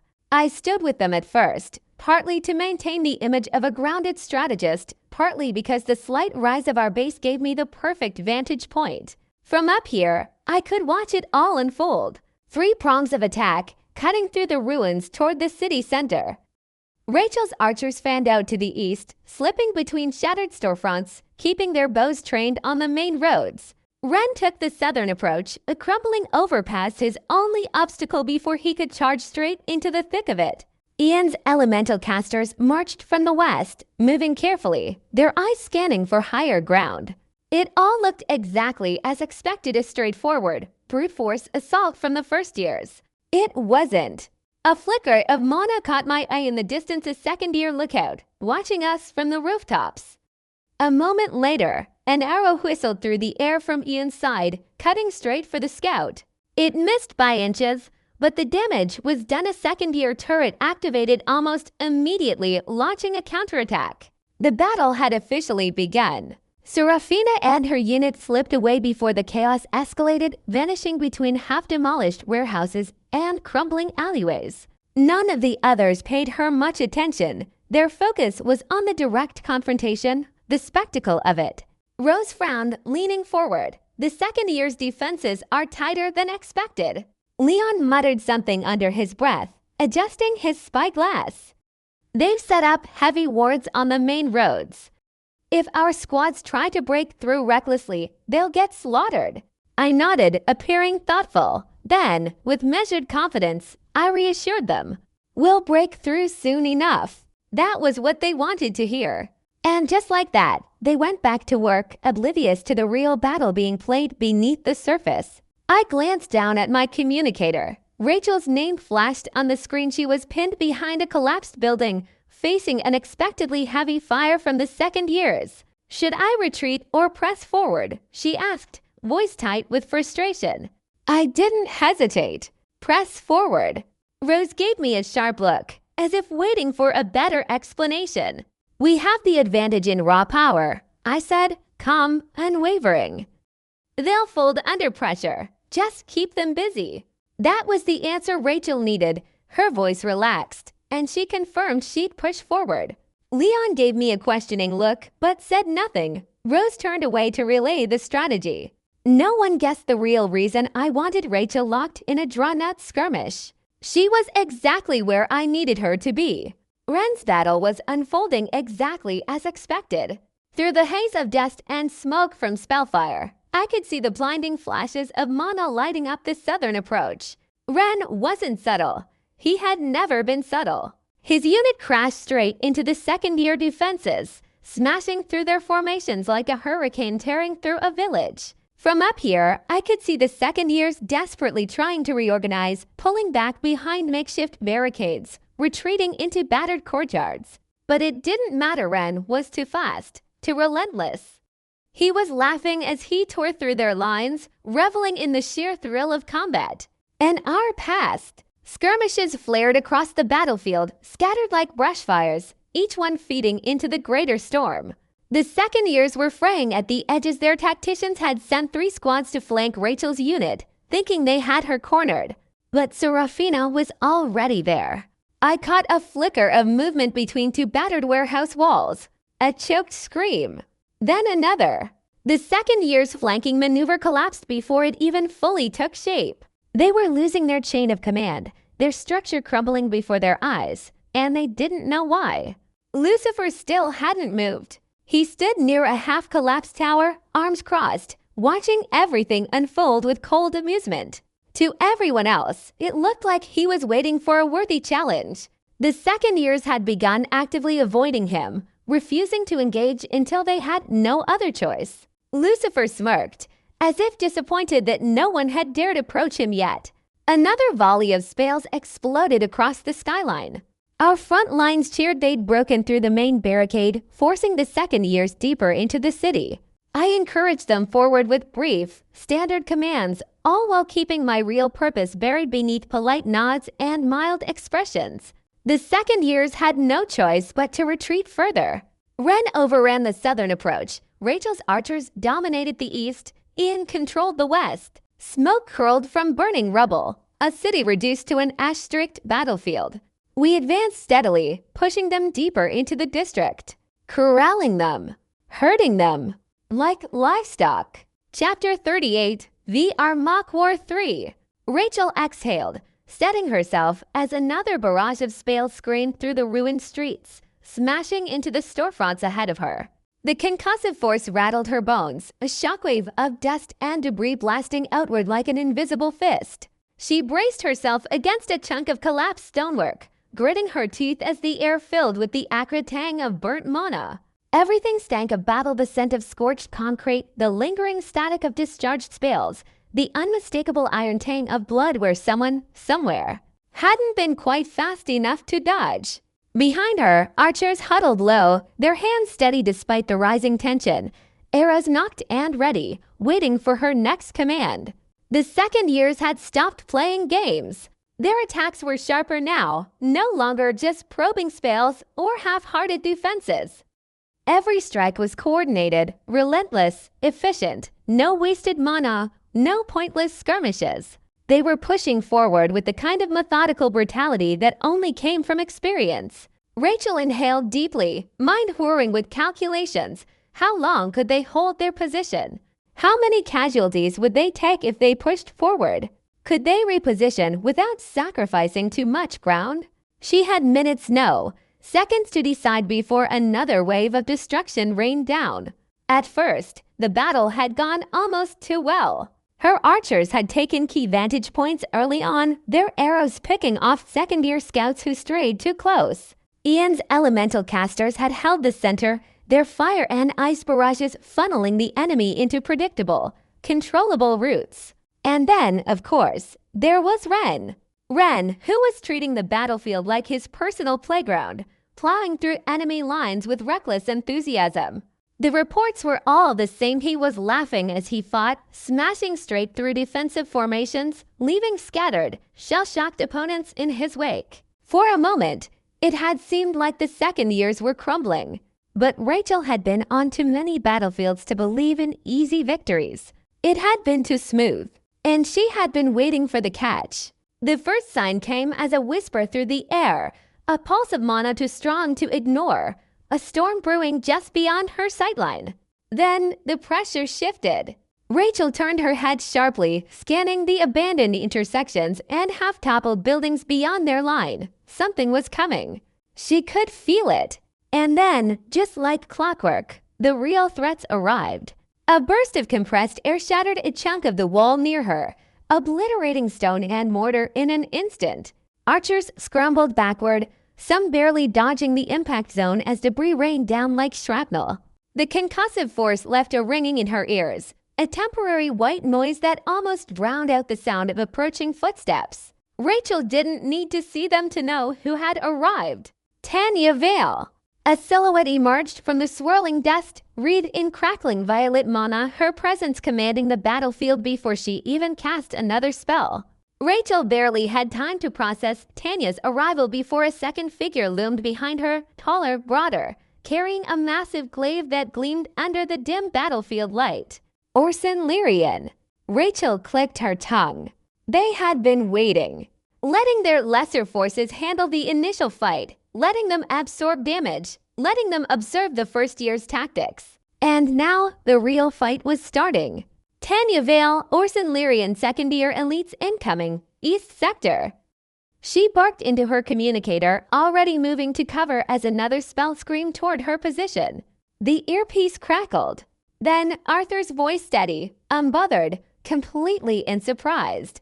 What's their formation? Rachel gritted her teeth, rolling behind a half-collapsed column just as another gust of ferocious white magic carved a deep scar into the ground where she had been standing. Dust billowed, stinging her eyes. Tanya's focusing on terrain destruction. They're trying to force us to reposition. Melee units are closing, and if they break our line, they'll carve straight through us. Arthur's response was immediate. Anchor your formation. Do not retreat. If they're forcing a push, give them space but control how much. Make them think they're winning ground. Rachel inhaled sharply. It wasn't just the orders, it was how fast he had given them. Like he had already anticipated this exact scenario. She didn't have time to question it. Got it. She turned to her unit, voice clear and unwavering. Hold your positions. Let them think they're driving us back. The archers hesitated for only a second. Then they obeyed. They moved not back, but sideways, adjusting their positions with a level of discipline that would sell the illusion of retreat. They weren't running. They were baiting. And Tanya took the bait. She and Orson pushed forward, thinking they had successfully forced a retreat. Rachel activated her gift. A golden halo of light flared behind her, translucent wings stretching outward, mana humming through her veins. The battlefield shifted. Everything slowed. Rachel saw Tanya's next spell before she even cast it, saw the tension in Orson's grip before he moved, saw the second years behind them stepping forward, eager to press their advantage. Rachel moved first. Fire. The archers loosed their arrows, each one aimed at the exact points she had seen opening up seconds before they even existed. Tanya flinched, barely managing to deflect one shot, but not all of them. An arrow grazed her shoulder, forcing her spell off course. Orson swung his glaive, knocking aside 2 arrows, but he had lost momentum. Rachel's casters struck next, launching perfectly timed counterspells that tore into the exposed gaps in Tanya's defenses. The second year's advance collapsed. Rachel exhaled, letting the golden glow dim slightly. Then, the air shifted again, but this time it wasn't from magic. The ground trembled. A low, guttural sound rippled through the battlefield like a living earthquake. Rachel's stomach twisted. Every head snapped toward the western sector. The battlefield froze. A column of dust and rubble shot into the sky, the impact so strong that the shockwave reached even her position. And then, from the ruins, a monster emerged. A 6-star dark beast. Rachel's throat went dry. She pressed her earpiece. Arthur. A pause. Then his voice smooth, steady. Yes, I see it. Rachel clenched her fists. Of course he did. Tell me this wasn't your doing. Another pause. Then that infuriating amusement. Does it really matter? Rachel exhaled sharply, watching as the towering beast's eyes glowed with hunger. And for the first time since the war began, she felt real fear. Chapter 39, The Armagh War 4. Seriously, I need to work hard, I muttered, in the tone of a man who had just realized his minor problem was, in fact, the first domino in a chain leading to a catastrophic disaster of legendary proportions. This was not strictly an exaggeration. Behind me, the first-year battle line hummed with barely contained tension, that special kind of anxious energy that precedes either triumph or immediate catastrophe. In front of me, the battlefield stretched into the gloom, a shattered cityscape designed by someone who had clearly read too many apocalypse novels. Crumbling buildings leaned at odd angles, gaping holes in the streets revealed ominous depths, and somewhere out there, lurking in the digital depths of the simulation, was a beast designed to ruin everyone's day. Not that anyone else knew that. The professors had likely intended it as a lesson in restraint, a subtle warning to overambitious students. Don't go poking around where you shouldn't, or you'll wake the ancient horror lying beneath. A lesson I had chosen to ignore with great enthusiasm. Arthur, are you on the move? Rose's voice crackled through the comm professional. The voice of someone who did not yet suspect I was about to introduce an apex predator into this already chaotic mess. Yes, I replied smoothly, maintaining an air of calculated focus. Keep the others engaged on the front lines. We're closing in. Technically not a lie. I was closing in, just not on the same objective as everyone else. I moved swiftly through a collapsed alleyway, my path weaving through the ruined skeletons of old buildings. Every few steps, I whispered quiet orders into the comm, small adjustments to unit formations, slight corrections in squad movements. Nothing too dramatic, nothing that would tip anyone off. The second years thought they were pushing us back. They didn't realize they were being funneled. A ripple in the rubble ahead, movement. I stopped, letting my mana pool beneath my skin, electricity humming at my fingertips. 3 seconds later, a figure burst from the shadows. Darius Vane, a second-year specialist in illusions and precision strikes. A lethal opponent, assuming his target was someone slower, duller, and generally less paranoid than me. He was already moving before he landed, splitting into 6 flickering images, each mirroring the other in perfect synchronization. I let him think it worked. I didn't react, didn't turn, didn't even flinch. Until, at the last possible moment, I vanished. A crack of air marked my movement, god flash activating in an instant. The illusion swung wildly, searching for a target that was no longer there. I reappeared behind him, moving with practiced silence. He had just enough time to realize his mistake before my strike landed. His step faltered, a tiny miscalculation. That was all I needed. With a deft redirect of force, I sent him stumbling straight into the wrong part of the battlefield, a half-demolished corridor crawling with lesser dark beasts. Darius whirled, his breath sharp with panic as shadows rippled through the ruined walls. A chorus of low, guttural growls answered him. He had just enough time to curse loudly before the first pair of glowing eyes emerged from the gloom. I was already gone. The path I needed was an ancient sewer route, buried beneath layers of crumbling architecture and forgotten by the rest of the battlefield. The professors had hidden the simulation's biggest threat deep underground, ensuring it could only be awakened under specific conditions. I had, of course, made sure those conditions were met. No one noticed the carefully triggered mana surges, the small fractures in the map's containment fields, the deliberate overload of pressure points in key areas. No one realized the real battle had already begun. At last, I reached the chamber. A vast, metallic vault lay before me, its doors humming with energy, the final failsafe of the simulation. The containment field shimmered faintly, a last-ditch warning for anyone sensible enough to walk away. Unfortunately for everyone involved, I was feeling particularly unassailable today. Beyond that door was Tenebris Rex, the nightmare of the battlefield. A 6-star dark beast modeled after a creature that had supposedly wiped out entire armies in the past. A simulation-generated apex predator crafted specifically to teach students the dangers of awakening things best left undisturbed. I took precisely 5 seconds to reconsider my life choices. Then, I overrode the containment protocols with a precise burst of mana. The field flickered, the vault rumbled. Then, silence. For one long moment, nothing happened. Then the doors exploded outward, the force rattling the ruins above, sending shockwaves through the entire battlefield.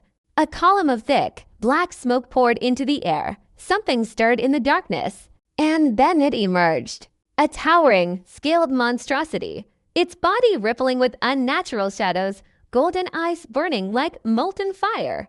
Clawed limbs scraped against the ruined walls, each movement heavy with restrained power.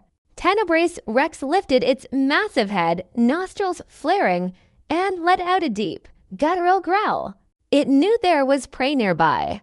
It knew the hunt was on. Above, the battlefield paused. For the first time since the war began, both first and second years stopped fighting. Because when the ground shakes like that, when an ancient roar rolls through the ruins like a funeral bell, even the most battle-hardened idiot knows to stop swinging for a second and pay attention. My earpiece crackled with static. Then Rose's voice sharp, urgent. "Arthur, tell me that wasn't you?" I adjusted my gloves, watching as Tenebris Rex stretched its limbs, testing its newfound freedom. I smiled. "Does it matter?" A long silence. Then Rose exhaled through the mic. "It does when you're about to get half the class killed." I tilted my head slightly, observing how the beast's attention shifted toward the largest concentration of mana signatures, which, coincidentally, was exactly where the second years had been attempting to regroup. The simulation's systems had built this creature for war, had given it parameters for threat assessment, had designed it to target the most dangerous enemies first. And right now, the second years outnumbered us, which meant, to Tenebris Rex, they were the biggest problem in the room. I tapped my earpiece. "Rose, redirect squads 4 and 5 toward the plaza. Push all enemy formations into the beast's range." A pause, then, begrudgingly, understood. I stepped back into the shadows, the sound of chaos unfolding above me. Tenebris Rex roared, a sound that rippled through the city like a living earthquake. Screams followed immediately. Second years scattering. First years pressing forward. The war was ending. Just not in the way anyone expected. Chapter 40, The Armagh War 5. The battlefield was chaotic cacophony of magic, steel, and sheer desperation. Tenebris Rex roared, its colossal form blotting out the skyline, moving with terrifying speed for something so massive. Each stomp sent shockwaves through the ruined city, displacing rubble, toppling weakened buildings, and turning entire battle formations into uncoordinated messes. The second years were in full retreat, their once organized squads scattering like panicked prey. Even their strongest elites were being forced back, barely managing to hold their lines as the beast cut through them with the inevitability of a natural disaster. And amidst all this carnage, Lucifer Windward stepped forward. His eyes, verdant green like shattered emeralds, glowed with unrestrained mana. He had waited long enough. He had watched long enough. Now, it was time. As he exhaled, the temperature around him plummeted and rose at once, a sudden, unnatural shift that sent shivers down the spines of those nearby. From his left hand, flames erupted wild, golden, all-consuming. The air wavered from the heat, flickers of blue appearing within the blaze as the sheer intensity threatened to melt the stone beneath him. From his right hand, frost took shape razor-sharp, ethereal blue ice, spreading outward like crystalline veins creeping toward the earth. Fire and ice, the ultimate contradiction. And yet, in his hands, they did not clash. They danced. Lucifer's yin-yang body, the most broken of gifts, was finally unleashed. His enemies had no hope of escaping him now. A second-year warrior charged, wielding an enormous claymore reinforced with aura. He lunged, his entire body coated in mana reinforcement. A blow meant to cleave through stone, flesh, and anything in its path. Lucifer didn't move.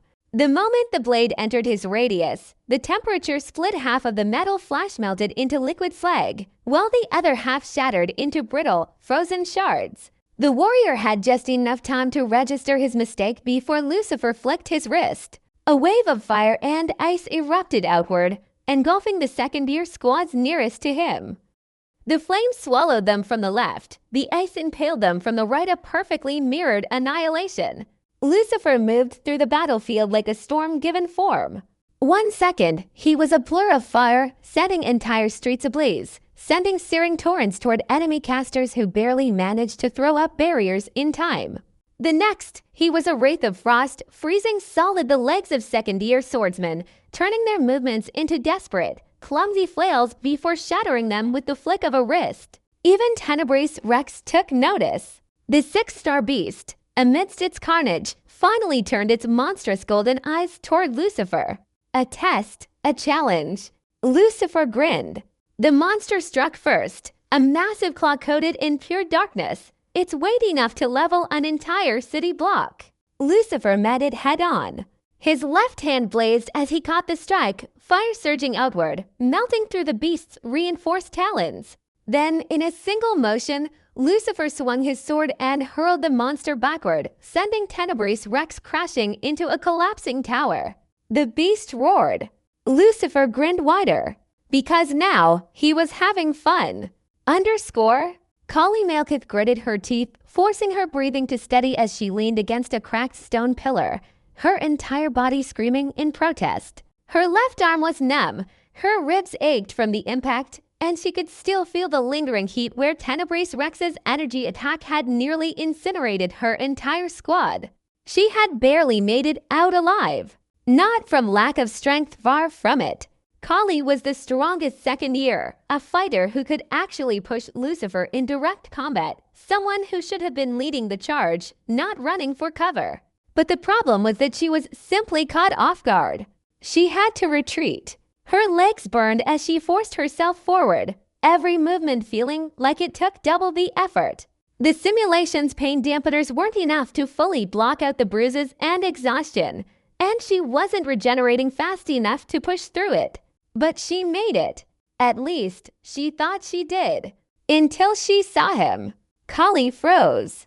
Arthur Nightingale sat on a broken column, arms folded, watching her with an expression that made her stomach twist. Not smug, not gloating, but expectant, like he had been waiting for her. Her fingers twitched, instinct screaming at her to get ready to fight, but the instant she tried to gather her mana, a sharp pain shot through her body.